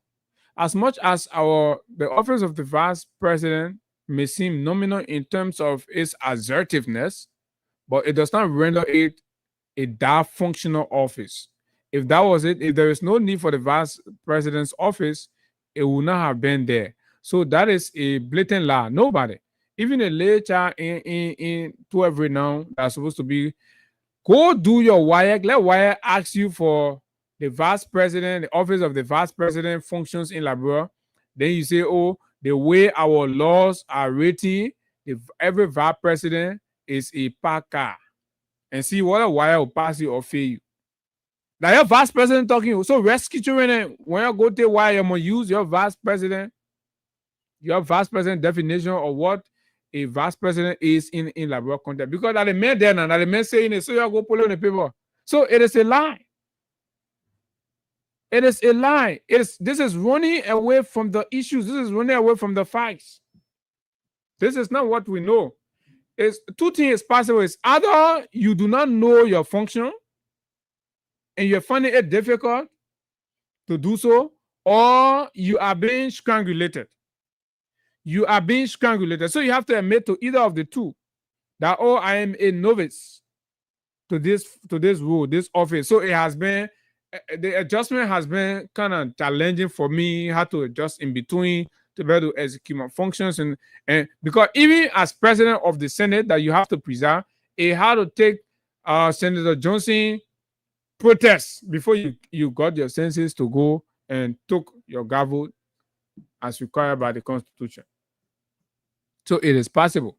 So if that is not the case, if you have been around for long now and you know that you know what you're supposed to do as vice president, then you have to tell us that you are being disallowed your duties and your function as vice president that have inadvertently rendered you a racing car parked for the second time in the history of Liberia. It says the vice president will assist the president. Mm-hmm. The president got to request that assistance first. If the president don't request that assistance, Mr. or Madam Vice President, go sit down to your office and go to session. So this is what I don't get. I don't know what's his school of thought. I don't know his education and his ability to understand these common things, right? I think I want to disagree with the vice president on his interpretation of what the law says, the meaning of assist the president, and reducing it to mean that the president, you are not an errand boy to the president. No, the president has chief of staff. So you're reducing the vice president to an errand guy who the president has to call, okay, go here. I mean, for the most part now, we have to understand that, yes, but there are spelled out functions that you have to perform. Right? And part of the assistance that you have to provide, and that's why the Constitution allows you to attend cabinet meetings where the president sits with his cabinet and makes decisions. So in that process, you have a space, right, to provide assistance in the decision-making process for the country. It is not the president that has to request you to come to cabinet meeting. It is the law that says you must attend cabinet meeting. So you see my disagreement with the vice president. The law said this is what you have to do. Then you come by, you interpret in your own way. You say, no. That law will say, I'm going to assist the vice president, the president. My own Jeremiah interpretation is the president got a request. For as long as the president request, I will sit down to my hall. I move from there, I go to Capitol building. I move from there, I come back home. Then you have to be impeached. Then you do not know your function. When there's citation for cabinet meeting, of course the vice president serves. The vice president attends. When there are meetings, You go. And no concession passes in the country without the vice president knowledge and inputs. Absolutely not. You see? So how come then the vice president, knowing all of these things, tell us that no, all he does is go home, come back, go to session, go home, come back. So how have your presence in session assisted the president? The quality of assistance you provide, because that session you attend is also part of your functions to give assistance to the president to fine-tune and correct concessions. But you say, no, I'm not doing anything. I will sit down with the president, tell me, then go. This is disingenuous to the country. It must not be happening when we have a rescue and sophisticated people in power. And so every vice president is a packer. Any vice president. And this is the bold-faced lie that he's saying with so much emphasis and confidence. I mean, to be telling lies in confidence is so disgusting. And to even imagine that the vice president of a country sits on national platform and international wire and be making these things proudly that can be fast-checked. But unfortunately, our fast-checkers are only concerned about oppositions. For the most part, they check on opposition. So if a vice president defines the role of the vice president, don't you think it requires fast checking? It requires fast checking. Fast checkers should be telling us, should be referencing the laws on the functions and details of the vice president and speaking to people, right? And quoting them. And that's why you're there. You're there as a gatekeeper to save the gullible audience of disinformation and misinformation. And I consider this disinformation because the vice president should know and could know what is it, but deliberately intend to disinform the people to exonerate himself. But our fast checker don't see this necessary. So I'm fast checking my man Jeremiah Kuhn. Who won't be a running car? That vice president can get in trouble. Is President Baka working with me? Yes. And so you see the contradiction? Your Baka. But on the other hand, President Baka working with you. Something is not right. Something is smelling. And this is the point I want you all to grab and keep it. When I tell you these things, tell Holden you keep it, you pull it one side, you let it be there. In a not too distant future, in the event where you, any kind of small, then you know what's up. Because this is not too clear. The man say, and he agrees and he accepts that he's in fact in thwarted our law and disenfranchise himself of all of his rights, disable himself and say, I'm a race car park. In fact, every vice president a race car park in the context of our law. So that one day he tried to bring it to the Liberian law. And, because even though that is not true, but our fast checker do not feel obliged to check these things. I mean, tell us, come to the public, tell us whether the vice president told truth or not. Because if that's not what the law says, then in essence, what the vice president is telling us is that his president, his boss, has ignored him, has packed him, is treating him like a dysfunctional, useless vehicle that's just sitting there. He participates none. He's not active in national decision making. He's not involved. His contributions are not considered. This man is giving the president complaint, but at the same time he come by, he say, oh, the president supporting me. So how then? President that you enjoy camaraderie with, support and things, you will not go out there and say, I'm a race car park. Something. Have you unpacked why Baka referred to himself as a race car park during the epic 2017 debate at Pinsville Town Hall? when he called himself Old Car Park. Bwaka meant that as decisions were being made, right? He was for the most part not considered in this decision. So the outcome of this decision, he cannot be held liable for them. Henceforth, you should see him, view him, treat him as an old car parked that cannot move. So basically, if the car cannot move, how would the car commit traffic violation for you to get a main ticket? Any car that moving that don't work can either commit traffic violation or you gotta inspect. But the car parked in the garage, then policeman go stand in front of the car. What your driver lesson? What your insurance? It doesn't make sense. So basically, citizens must not be wasting our time venting anger or demanding insults from Jeremiah Kuhn. Jeremiah Kuhn is an old car park. Jeremiah Kuhn flipped and came back and said, "Oh, so that's not correct. Something is smelling somewhere." As vice president, if I get a vase, I go in the room to the president. I advise the president.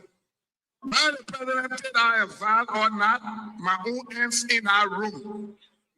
If it came out, the only thing I can do is to defend it. You see, the vice president is revealing things here. Vice president say he operates in a system where if he thinks in a particular way or in a certain way about anything, he enters the room and proffers his advice and leaves, whether it's taken or not. So the vice president is basically trying to tell us that the kind of coordination and collaboration that's supposed to subsist between him and his boss, it's not like that. It's left to fit. So just go for the record. So basically, he's doing for the record. Go there. Oh yeah, I went to the match. Oh yeah, man, but I don't even know whether you take it or not take it. I won't like bidding on. So he enters there, gets no assurance, gets no common ground. They do not get common ground on issues. You see why the country is not making progress. You see why the country is just being run in different shits and directions and all of that. One group is going this way, another group is going that way. Because for ideas to be centralized and then come out and made public, it's not happening. So the vice president thinks and feels when he goes in the office and makes his suggestion. Mr. Vice President, you're not only going to make your suggestion, you're going there for you and the president to have conversation on whatever the issue is, right? And agreed. The instant case is the motorcyclist issue.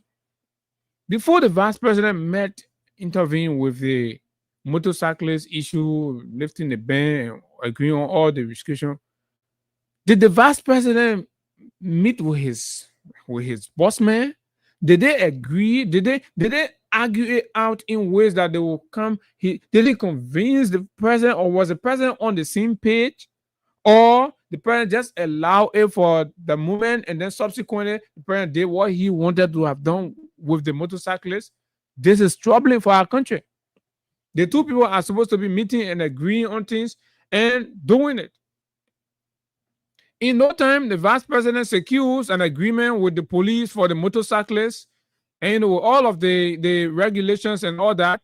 And in no time, the executive sends an instruction to the police to get them off, and they're off the streets. So what is happening here? Without any deference to the vice president who initially intervened in the matter. So something is not right. Something is not straight.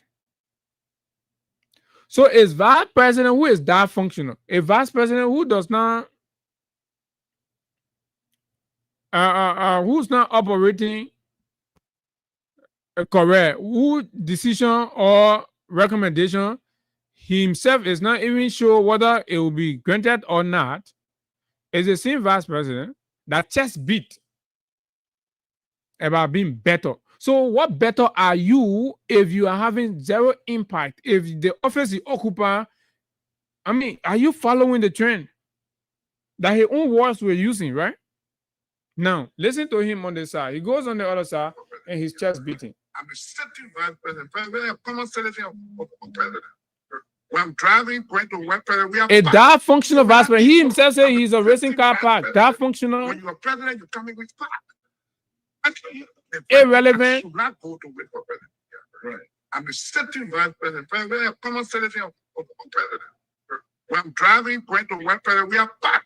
So we're not equal. I'm the sitting vice president. When you're president, you're coming with park. The first thing, I should not go to work for president. Yeah, right. Okay, so this happened, right? This man, just from telling us that he is, I mean, he is a racing car park. He's an old car park, right? And when he enter a room and get Eva, when he go and get lay Eva, he move on there. They take it at A. They not take it at A. He move on there. This is how he is doing a vice president where he go home, he come to session, he move on there, he go home, he come to session, he move on there, he go home. This is how, I mean, absolutely taking away all of the values and the substance that comes with being vice president in his words. But he comes back because his emotion has been triggered. And then he says, hey, you know, with all of the venom, he's demonstrating authority at this point. He's saying, hey, I'm the sitting vice president, but you are a packed vice president, a packed vice president, okay vice president. So you're not functioning. We're talking about, at least if you're a functioning vice president, will understand. I'll come to the other aspects of his outburst, which I found very disconcerting. It must not be coming from a level-headed and vice president, the second most respected office in the land, and all of that. Like somebody said joviously, now look, as much as we respect the fact that Rodri is the current Ballon d'Or, but imagine Rodri saying because he is the current Ballon d'Or, so he is better than Messi, Ronaldo, and all that. The logic. And you understand? So sometimes you just put the thing in simple terms, which I understand. So Kun says, by virtue of the fact that he's the current holder of the office of Vice President of the Republic of Liberia, makes him better at the act of leadership and governance, or puts him in a position better in his mind than the former president. Which I really do not have much problem, but the issue is understanding context. And beyond that, what is the need in saying that? What value does it add to you or subtracts? Right? Anybody can be sitting vice president. And of course, anybody can be former president as well. And even the sitting vice president can be former vice president and all that. But the most troubling part is with that level, and this is igniting a whole new conversations about reimagining Liberia, reimagining us in terms of our electoral decision making. Most of the time, I emphasize on that. Most of the time, I'm very concerned about the quality of people we elect to leadership, public office. Since I became conscious enough in this country, I've always known that some of our problems stem hugely from the quality of people we elect to be making decisions. In fact, the kind of decision when you read the kind of policy, and the policy, they say it makes sense.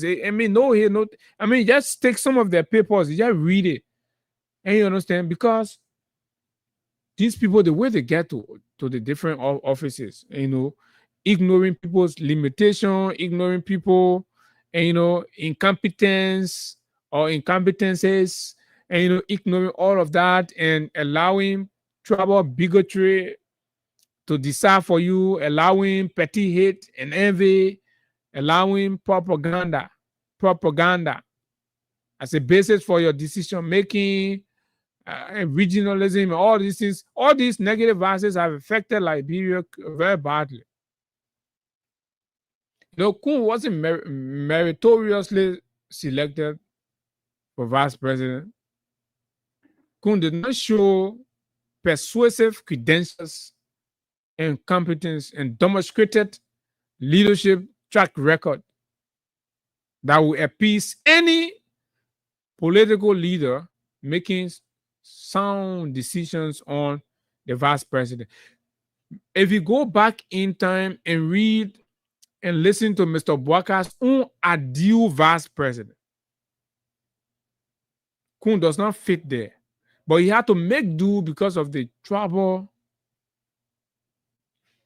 advantage that Kun presents. The Nimba thing. Nimba people do not, for the most part, will not reason fully. Nimba people only care for a Nimba man, a Gio speaking Nimba man. That's how they look out for. Once that is done, care less about whether they may go school good, no. Care less about whether they may. No. So basically, the Unit Party saw that and they took advantage of it, and Nimba proved them right. And they gave their vote to him. Right? This is exactly how it happened. So it was his track record was not assessed and qualified, and was not the best. And you understand? He was a misdo candidate. Make do. So let's make do with this dude, and that's how he became. So, boy, you go ahead and say, "I'm better. I'm better, man. I'm a better man than them." Right. I'm the sitting vice president. President, a common citizen of president. When I'm driving, going to work, we are back. So we have equal. I'm the sitting vice president. When you're president, you're coming with back. Actually, the first thing I should. Right? So the misinformation there is that president, it's not a common citizen. In fact, this whole idea of common, to be hearing that from the leader that's supposed to be making strides to have Liberian elevated and creating a middle class, right? Are they one bragging themselves and telling us that, you are a common citizen? Common citizen refer to the ordinary people in society, particularly those who are not part of the elite or ruling class. So that we don't want Jeremiah Kun or put them on. You who are dancing in the purple water that you're. Say he is better than you. I'll come to the we are. Say he's better than you. You're not equal. You're common citizen. You're not part of the elite. They are the elite. So then waste the time on you. So in order to reduce President Weah, he had to take President Weah and turn him in your category and say President Weah is a common citizen.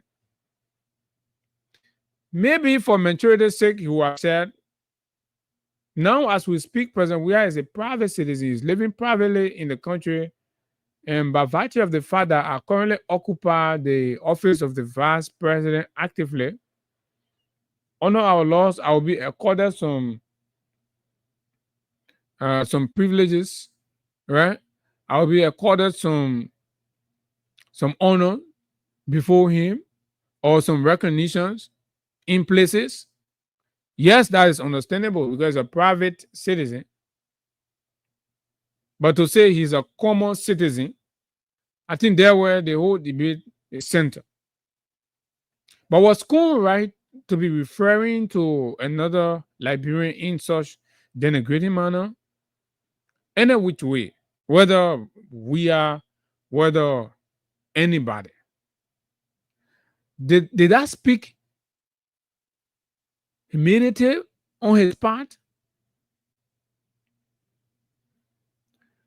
How does that represent, how does that speak for Kun as an arrogant, big-headed,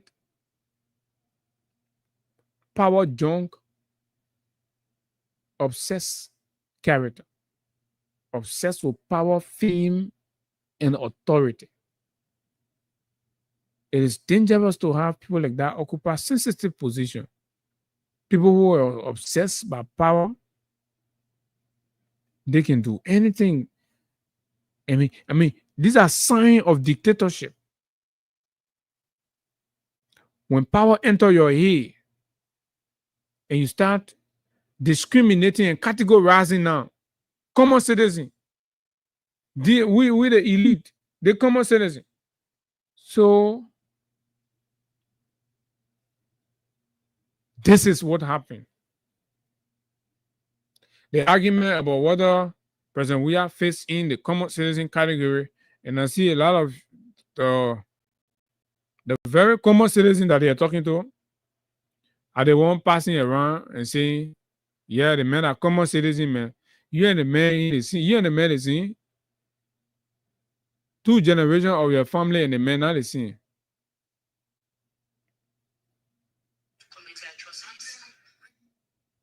Right? 2 generations. There is a law in our executive law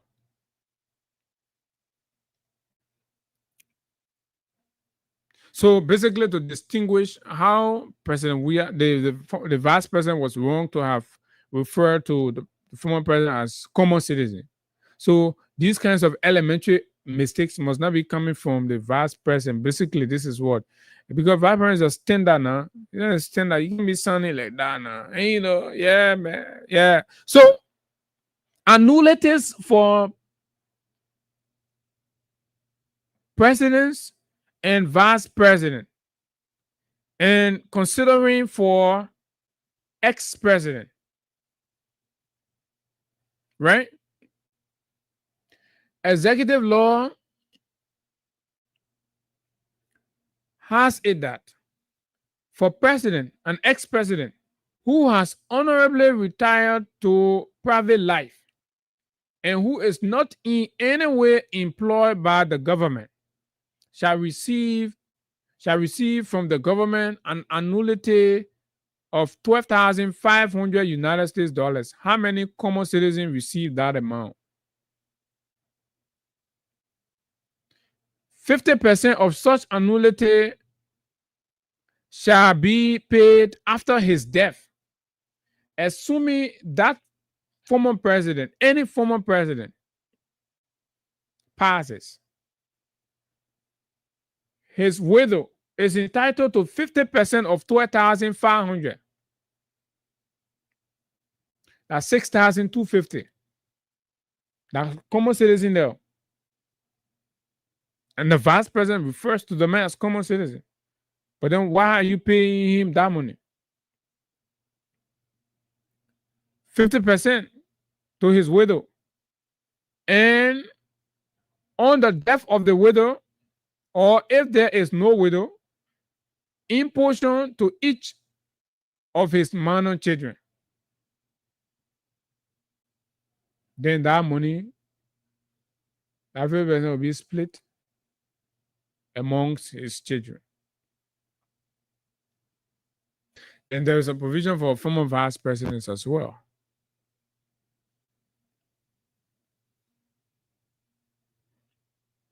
So that person cannot be a common citizen making such a money.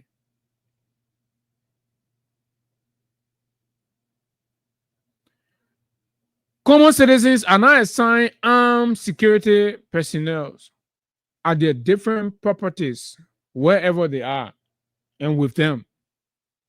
And when they are leaving, for example, a city limit, they're entitled to convoy. Yeah.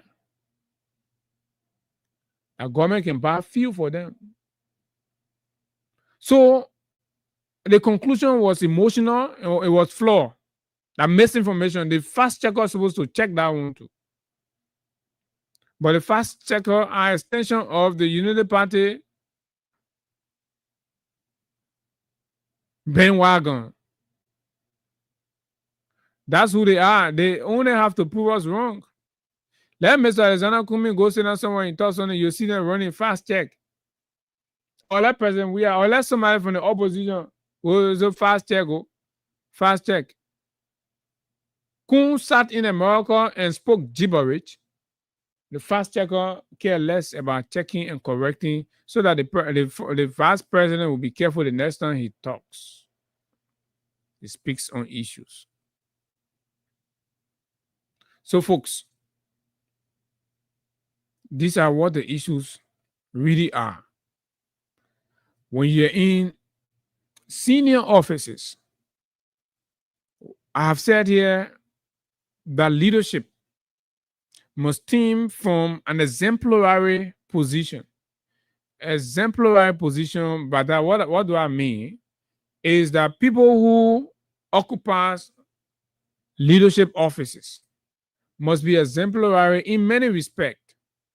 They don't have to have all of the PhD, but their life must be an example and an inspiration in areas that people sees rarity and people can clinch to, people can emulate. But we don't take buffoons, dummies, and bonsuets and put them in public offices, and then we compel the entire society to treat them with honor and dignity. That is a disservice. And our teachers need to do a lot with the kids, educating them. NEC needs to put a lot into civic education. Some kind of thing. It has to be a national endeavor. Liberia is making a lot of errors because when we go to the polls to make leadership decisions, right? We know they are uncle here that won't be represented. Not correct. In fact, you don't even see you. You saying I won't play every day in coming in with different. The man is unstable. But we say that kind of man that looking at that supposed to be leader for whole district, over 45,000 human beings. That man is supposed to go there. That man has the capacity, right, to sit down. The man is indisciplined to sit down with one woman, but that man is disciplined in your mind to sit down and commit himself to over 50 and to over 500,000 pages of critical national documents, to read through them, correct, and cross the T's and dot the I's in the interest of the country and the people. We are missing it. So they become lackadaisical. They are all there, and all they do, they come out, they stay in front of the microphone, they cause the we are, and they're okay. Until we can correct these fundamental errors, these fundamental mistakes as a country, we will remain in the cycle. If we were doing these things, trust me, there is no reason up to now until Judgment Day. Nobody can provide any genuine reason why a Bwaka should be elected president of Liberia. Nobody, wherever. I mean, nobody, aside from sentimental issues and all of that, and people trying to come around power, nobody can convincing, qualitative, convincing, scholarly, and a reason why a Bwaka making full assessment of him should be president of Liberia. So that poor decision making, at the end of the day, it boiled down to what? Ethnicity, tribal, regional, that's what it came down to. So every time you see our elections, we leave the substance and come down to, Lofa people. So that means you compel Lofia now to ignore reasoning and go vote because that they are Lofa men on the ticket. You will compel Nimbayans to see the contest from a tribal angle. So all of the time we are making decisions for Liberia, but we are making selfish decisions. We're making it based on our own tribal comfort, religious consideration, ignoring all of the requirements for good leadership, and we just pull people there. Say the other man, they may not let our own people there. So all of us will go stand behind. So all of us are victims in the country. All the 16 ethnic groups, all of them are victims. All of them.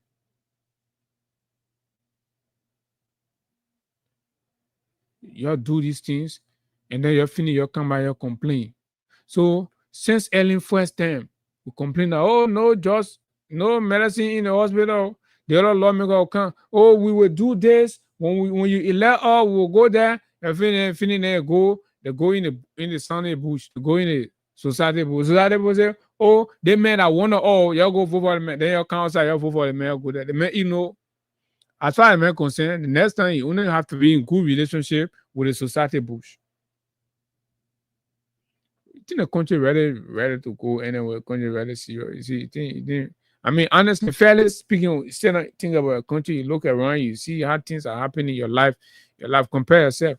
Always put yourself against other people. For those of you that can travel, when you go, look at your age range. Look at your age range. See what is happening with your age range in other countries. And you come back home, you see. So are you not triggered? How to fix that?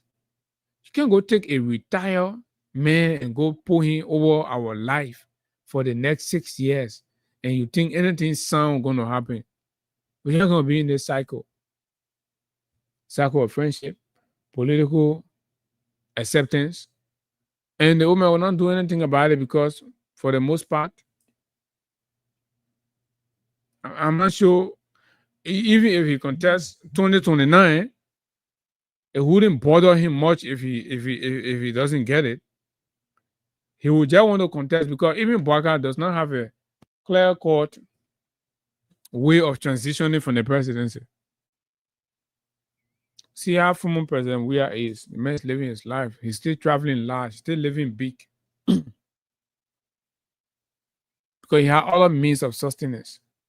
How can a Baka, after the presidency, be able to do it?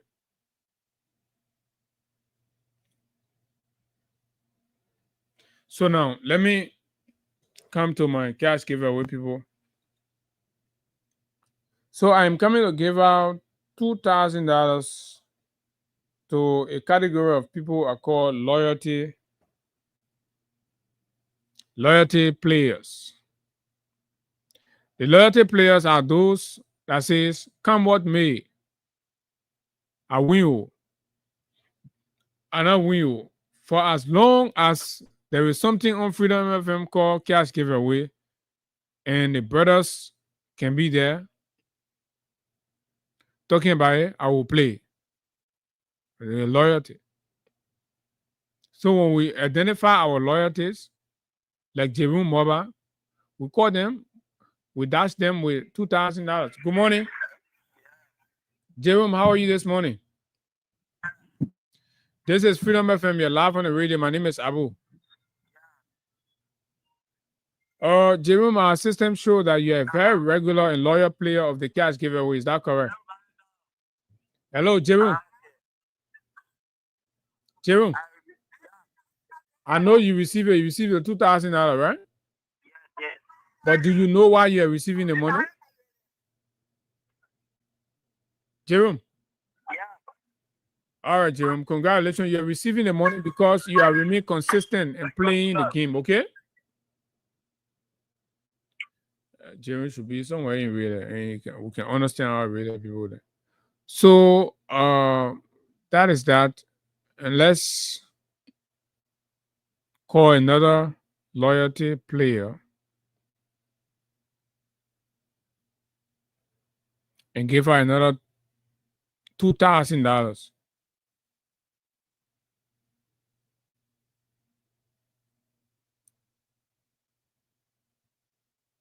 And give her another $2,000, folks.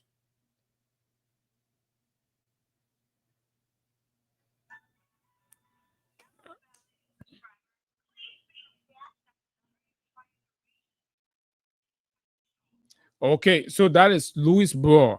But the moment Louis Broad puts his or her phone on, they are going to meet the $2,000 there. But it was important for us to let them know why. Because some people will be thinking, oh, maybe that mistake, somebody sent me money mistakenly. No. So if anybody knows Louis Broad, please tell them whatever 2,000 they find there. I say you must go tell the person to go send you small thing. The money small already. So this country, to face this country, we have to consider plenty of things. The way life is going is not correct. And unfortunately, those in power are so unshaking and they feel all is normal. As soon as they sit down somewhere and say, oh, CDC. And they can say, when they can get somebody to hire to be denigrating or say some things that they would love to hear. And these strategies are not going to work. The reason it's not going to work because you know what? Hunger does not have friends. Hunger does not have partisans. And all of those that you can reach out to, you will not reach out to everybody. The real people that are feeling the pinch of your bad governance, a lot of them do not have the capacity to come online to be writing and arguing. They are way there in the villages. They have not seen for 1 year, for 15 months now, they have not seen any direct impact or change in their life. Since they elected you, the condition of their roads remain the same. Since they elected you, the price of rice in their community have increased. Since they elected you, the transportation fares have increased. The rate remains in free fall, just no hey, no tay, chakla, chakla, cha, right? Since they elected you, electricity has been a nightmare. Since they elected you, you've been lying and lying. And for those of you, correct me. So it was on Monday or some part of last week, I received a call from Bapulu that the 250,000 water project was not working. The boss say for over a week, they had not received water. After less than a month when it was commissioned. So we spent 250,000 on the project that cannot guarantee 6 months of active service to the people. But we think as a country we are making sound decisions, and some of you go on social media and defend these guys.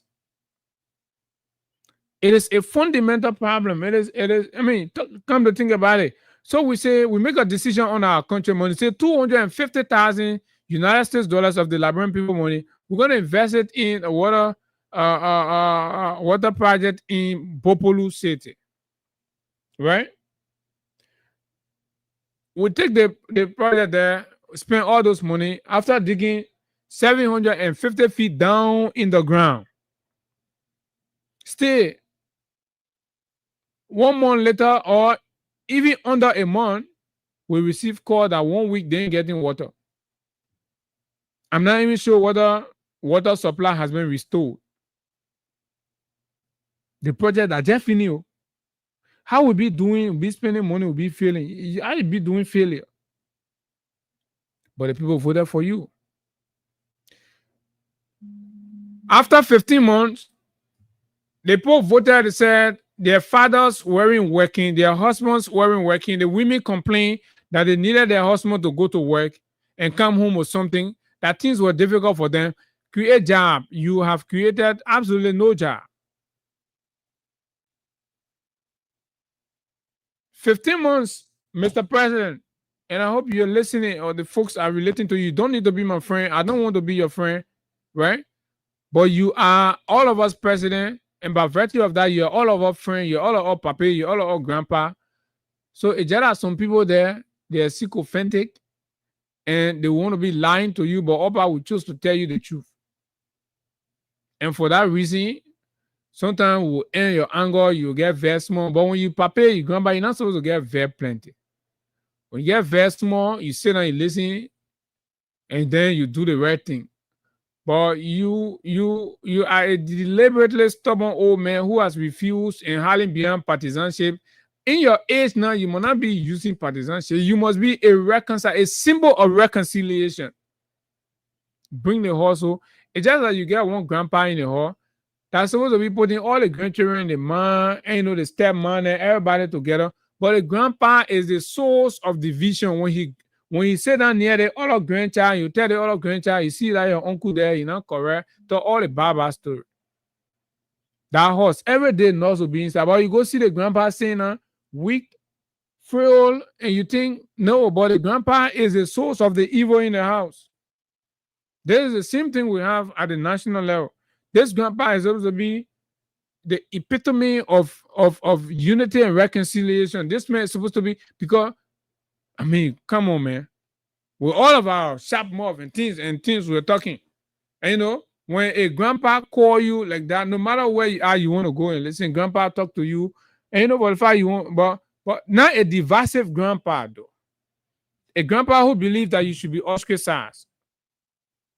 A grandpa who believes that you must be persecuted. The Capitol fire is almost a month, if not more than a month or something. I will not be correct about the actual time, but there are Liberian citizens behind bars when the investigations are still on and they are not concluded. Nobody is talking. Nobody is saying anything. So anybody can be bundled up in our midst, and the regime will provide frivolous justifications, and these people will be locked behind bars. Their human rights will be violated. And all of these things. And nobody, and the society will not say anything, and nobody take care of them. And these brothers are behind bars. The same president that freed his friend, Gloria Musu-Scott, for a murder of her daughter in her compound, and there is no action to bring perpetrators to justice. The man that frees a murderer, right, is keeping behind bar in central prison, right? Liberians who were lied on, and there's been no prima facie to indicate or justify the fact that they committed. All of the lawmakers that they were linking to it, they've all gone to the police. The police has released them back. Where is justice? 15 months later, the people elected you, sorry. You're feeling, Mr. Oman. Mr. Walker is feeling the country. No hope. Hope has disappeared. Look at Liberia. Look on the faces. Go down Broad Street. The place is looking at ghost camp. Go down Waterside, where there used to be traffic jam. Human traffic. Go there today and see what is happening. And attend to friendship club. Everybody speaking to everybody. When people less busy, that time speaking Benin can be too much.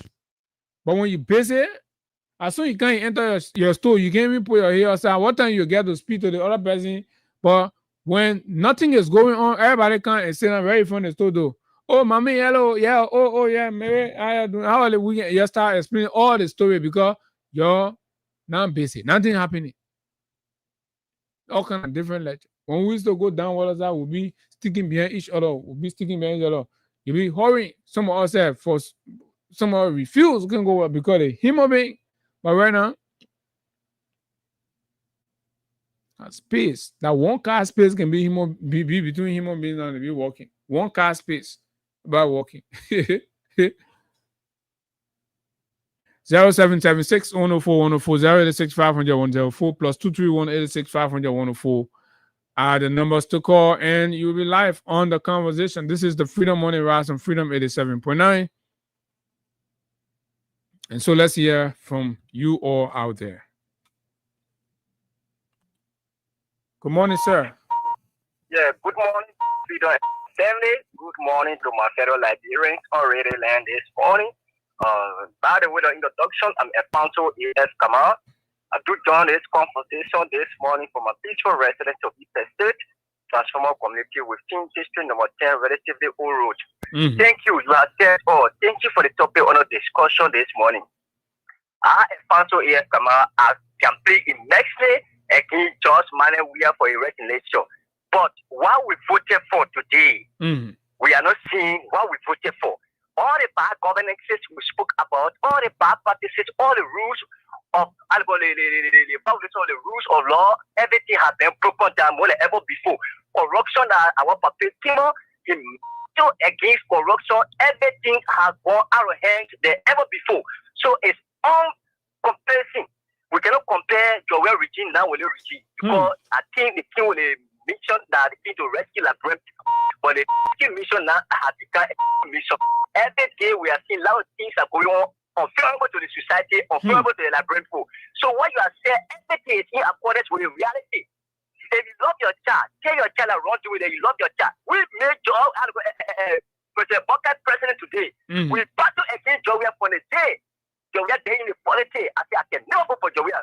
So we are lobbying for football, for sporting. But when it comes to presidency, when it comes to politics, I don't lobby for that. And up to this, I step on my wall. We told that what kind government could be on different government, it could bring teachers different to the society. So what thing you are depending on? What you really saw in Bwaka that you felt he could be better? The reason I voted for Bwaka, because of the law serving in government as an official experiences. Because we know that experiences is successfulness, competencies. So this is a part I look at. So for you are only looking at the longevity in public service, right? The fact that he's still long in government, I will convince you that you are going to do better. So you say you look at a contribution? No. You say you look at a contribution? Yeah, you say you look at his contribution, right? Yeah, I look at it. So what kind of contribution? What kind of contribution you saw? Wait. What the main contribution you saw that impressed you and you said that let me go vote for the parliament based on what that contribution that you saw?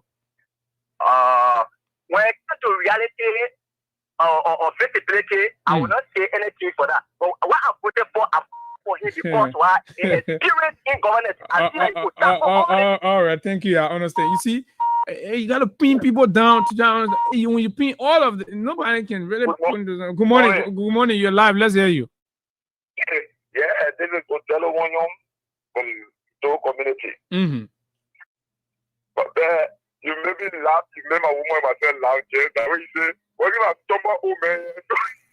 So my wife and myself was laughing. I mean, Papa be opposition radio, or Papa be opposition boy. That is for you. You are done a truth. It is about come on, you pay. But you baby laugh my wife. I said, I want to. Yeah, but you say you be man. You know the man, the Papa giving you a hard time. My wife, I never laugh. Thank you very much. All right, brother. Thank you. Okay. Hello. Good morning. Okay. I'm trying to get this guy. Oh, well, okay. Let me take this other line. Good morning. Yeah, good morning. Yeah, good morning, the fire brand. I put this Rogelius here, you were here, and I'm going for my combatant. Go ahead, Rogelius. Thank you.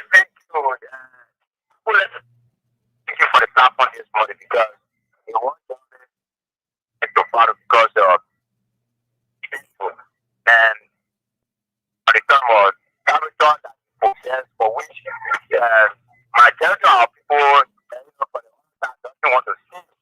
But the issue we talked about thank you. About the people bring to what they have been doing their I think you can that should be the 10 degrees of experience.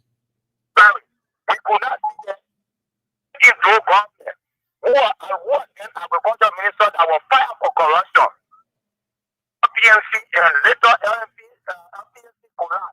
They never work in the transition, let's say, of the Emasaya. Yeah, it's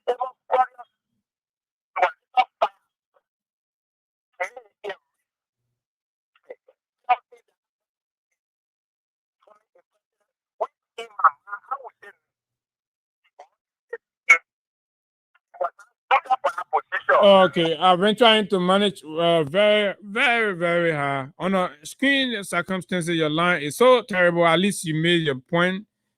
So let me take David King. David, you're live. Let's hear you, man. Yeah, good morning, my brother Abu. Thank you so much for the recognition. Let me wish you well in your holy month of Ramadan. May Allah continue to strengthen you. Thank you. Bless you and your family in this holy month. I mean, you see, Abu, Liberian people have to understand, most of us, and we saw this thing coming, especially you people that had the wallet platform to inform the world and Liberia at large. You said this all the time, and people in America were threatening their family member back home to elect the field, government to power. When I listen to Jeremiah Kun calling President, we are a common man, that he's a common citizen, I sat and laughed. I said, it is the same common man who make you to be somebody in the country. I mean, I think President, we have to carry the Liberian Senate. You could have become senator today to even think about becoming vice president. Mm-hmm. But the man you call it common man, when international people come to the country, they go to see the common man. They don't come to your house. They go to a place to see him. Or recent, the man who you call common man, the whole EU team, where a Jamaica resident of the president and the president Jamaica resident having tete-a-tete with him. They even have photographs. Today, you are telling people that George Weah is a common man when he made you. Okay. But let me have you informed. Quickly. Quickly. Jeremiah Kun, 2029. If you are thinking that George Weah is a common man, 2029, you want to say this thing to make yourself powerful so that you can rig the election, you meet with stiff resistance from the Liberian people. Thank you. Thank you. Remember how our people move from India 1 year for people not eating, some people not talking the hungry. Y'all rest the 2029 minute. Abi, let's hear you. Good morning. They won't eat that. We don't need the people. Foreigner in 4 hours ago. Yeah, it go. I'm telling you, brother, it's not easy. No medicine in the hospital. I will move on. I will even read 2029. Say it's not easy. I will even read 2029. You know you must be living that fight before. But I will. Everybody need getting loan in the country. That other rescue mission got a presso. What was the contribution? You guys say no, I can't. yeah, don't mind. So he just voted because he said, "We're gonna stay in power in government for 42 years." Yeah, but let me fair to him, right? For him, he said he was looking at the fact that the longevity now. Yeah, but you know the extra detail now to be able to pin something from there. That's what he couldn't do. Nah, they're not there. They're not there, brother. They're not there. But we just pray for the country. It's tough. It's tough, brother. I'm sitting here, I know it's tough. To buy gas every day, bro. My man, the country now that nigga, ain't no nigga chicken. How the nigga be long? Everybody looking nigga Republic again. Thank you, Avi. So my Helena is here. Let me bring in my Helena. Good morning. We're trying. Abu. Yes, ma'am. Jeremiah Kun do what you want to. I'm playing nobody. I believe the people are pulling there that voted for him. I believe the people. You live from where you go, different place, then you go get Joshua. You making Joshua famous every day. You don't know. We all active to international community. They choose Joshua over you. You so wicked. We suffering here. We hungry here in the country. You're making police to beat us on no sin. You're telling the police people that they must be here when anybody touch them, they will be here responsible. No rule and law for it. So that's why you're telling the people you're keen to kill us, you're not keen to rescue us. Jeremiah Kun, that's what you want to tell us? Wicked Jeremiah Kun, wicked man. We are talking about looking at that. Hey, my very money. You do that kind of wickedness to us. Then you're talking about Georgia. This is what you're going to do that he can do. You want to compare yourself when we are not president. But you can't compare yourself. He over you. What he looking for, he not get. He got it before he came to the presidency. You know who made you? You know who made you? What is this? What going on? What rudeness? I know before, but I bought to rule. Okay. And you know, so, and Joseph Baka will not die. Joseph Baka will end it 6 years and will put every person there. Okay. All right. Let me tell you now. Thank you. Thank you very much. No, of course. I mean, no, Mr. Baka. The Baka is our grandpa. He's gonna be. They made me and I tell you. I said they may do the president. They probably that grandpa say, oh, grandpa, the way looking like give you walking stick. Grandpa said, no, you're all right. Am I yelling? Yeah, maybe walking. Hello, good morning. Hey, good morning, brother. I would.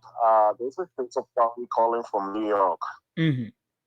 Go ahead, Joseph. Yeah, you see the part about it. The lack of education and the lack of respect is what these people bring on the table. Have no manner. Those are the kind of people that are elected today and in offices. Jeremiah Kuhn, for Christ's sake, this man is our ex-president. He needs some respect. Okay? You don't talk to him like that. And for your education, the people you call common, they elected you. But because they may understand their plight, that why he identified with them every time. They were wherever he go, you see people coming up to him. Yeah, somebody sent me that video, man. There's a video, I think yesterday. They look at him as a leader, that what they look up to him for. But for you, can you imagine? You got to look at yourself in the mirror. The man who you're serving, honor as vice president, look at you and call you a devil. You are one of the devil that the man said he was dancing with to come to the presidency. You're not looking at... Yeah, but Joseph, and he said that you told the man, say the man bring going down. The man look at you and call you devil. You're not even thinking about that. Then you're looking at, George Weah, the man you want to honor. But have some respect for our leaders, man. But the part about it, these are the kind of people the Liberian people elected. And they just bringing shame and disgrace to us every day. You don't go sit out there to be talking, denigrating, the president like that. That's crazy. But those are the people, the Liberian people elected. Brother, God bless you, man. Thank you very much. Okay, this is Liberia, and of course we're here. Keep doing what we have to do. Good morning. Yeah, Abu, I was on the line, but I played off the line, Rodriguez. Yeah, that conclude now. Yeah, so Abu, you were talking about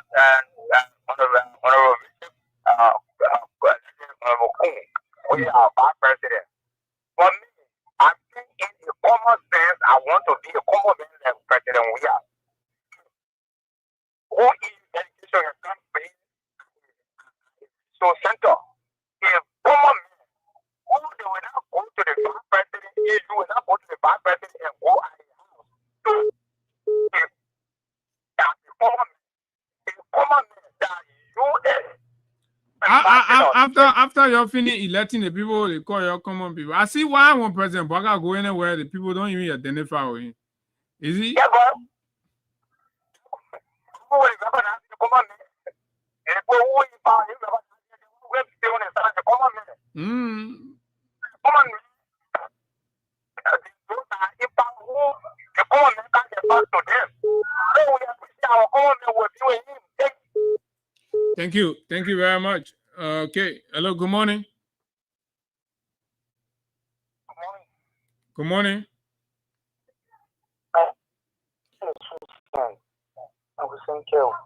Go ahead. Come on, man. You come on, man, or you bourgeois? You come on, man, or you bourgeois, Hussein? Yeah, brother. Let me make this point. My man, answer my question. I listen. You come on, man, or you bourgeois? Abu, let me make this point. I don't want to be political this morning. No, not politics now. Just asking you, my brother. You come on, man, or you bourgeois? Which category are you? Abu, You on public record, huh?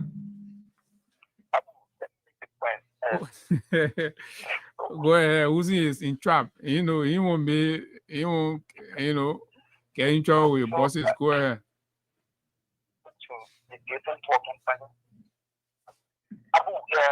Our religion does not permit arrogance, rudeness. Islam don't permit that. So we even support the government in our friends and not, retaliate or return those Sunday school words that we use on us. But I listen to the book, the past president, my home. That was a shared respect to the former president. Politicians, most of them, they don't read. It was a law of power. You do not outshine your master. That's one. For the incident, allow your enemy to go far and do not let him come close. So take for the West scenario, if Joshua was their enemy to Jeremiah, if you read the law of power, you shouldn't let Jeremiah go too far. You don't let him come too close. In all regards, he's the former president of our country. If he would have political differences, we will accord him that due respect as former president. Even we that support the Unity Party, President Baka will leave the surface and we expect Liberians to accord him in due respect. That's correct. Exactly so. So, I think that was out of order. We are not supporter of the CDC. I'm not an admirer of him. I will not vote him anything, but I must respect him. But you're not even looking for your vote, my man. So forget about that one. Just your point. He said you won't be political. He said you won't be political. Then you're talking about it. Can I say somebody asking for your vote? But President, we are ever asking for your vote? So what is it?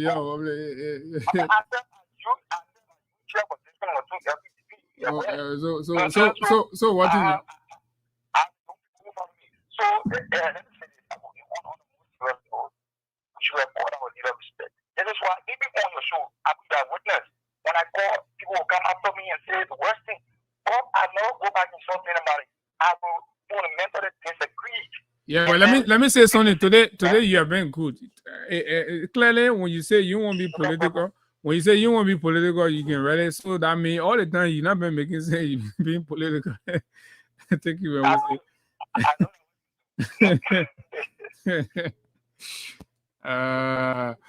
Okay, so that's Uzi Kewu, and of course, let me see. We have to go, folks. We just have to go.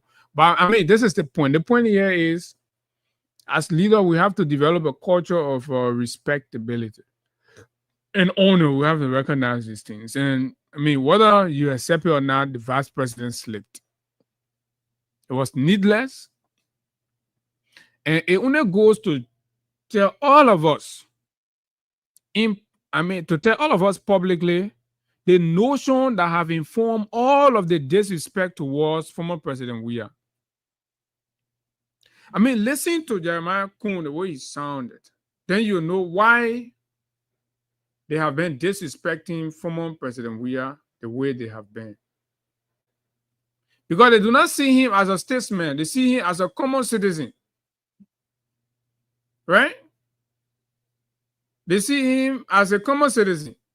And you two will be former leaders too. That's what you have to remember. So this thing here, no matter how it stay long, and you two gonna be former leader. And you always have to remember that. So life is give and take. When I'm driving, going to one president, we are back. So we're not equal. I'm the 15th vice president. When you're president, you're coming with back. So actually, the president should not hold on with president. I'm the 17th vice.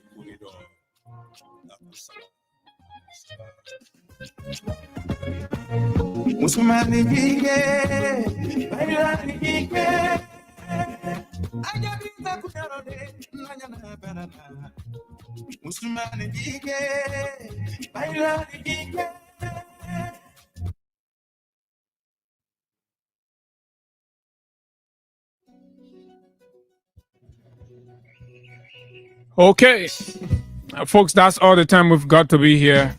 And yes, we have to go home.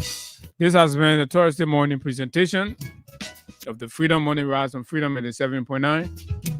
The weekend team will be here tomorrow to drive you home. I am taking my weekend break on tomorrow. Until we see you on Monday, do have yourself a wonderful time in Monrovia and the rest of the country.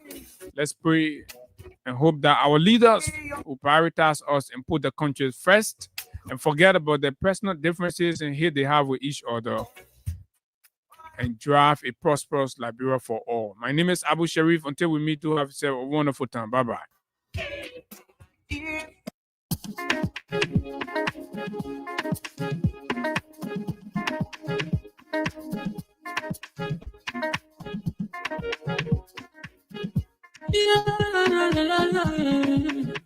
It's about musical.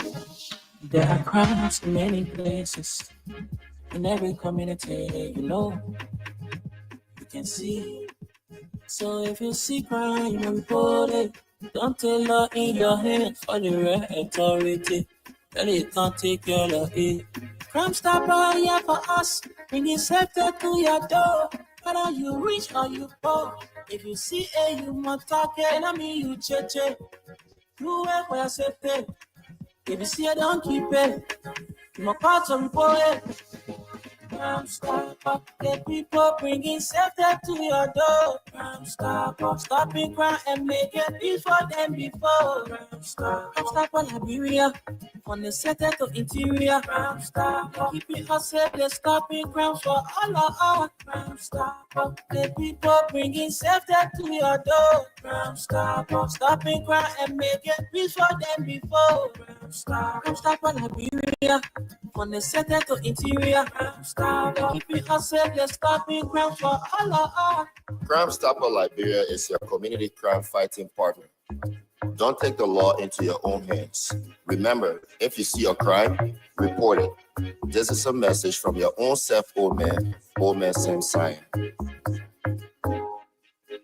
Crime Stopper, the people bringing safety to your door. Crime Stopper, stopping crime and make it peace for them before. Crime Stopper, Liberia, from the center to interior. Crime Stopper, keeping us safe, let's stop being crime for all of us. Crime Stopper, the people bringing safety to your door. Crime Stopper, stopping crime and make it peace for them before. Crime Stopper, Liberia, on the center to interior. Crime Stopper, keeping us safe, let's stop being crime for all of us. When your radio sounds better, it's gotta be Freedom 87.9 FM.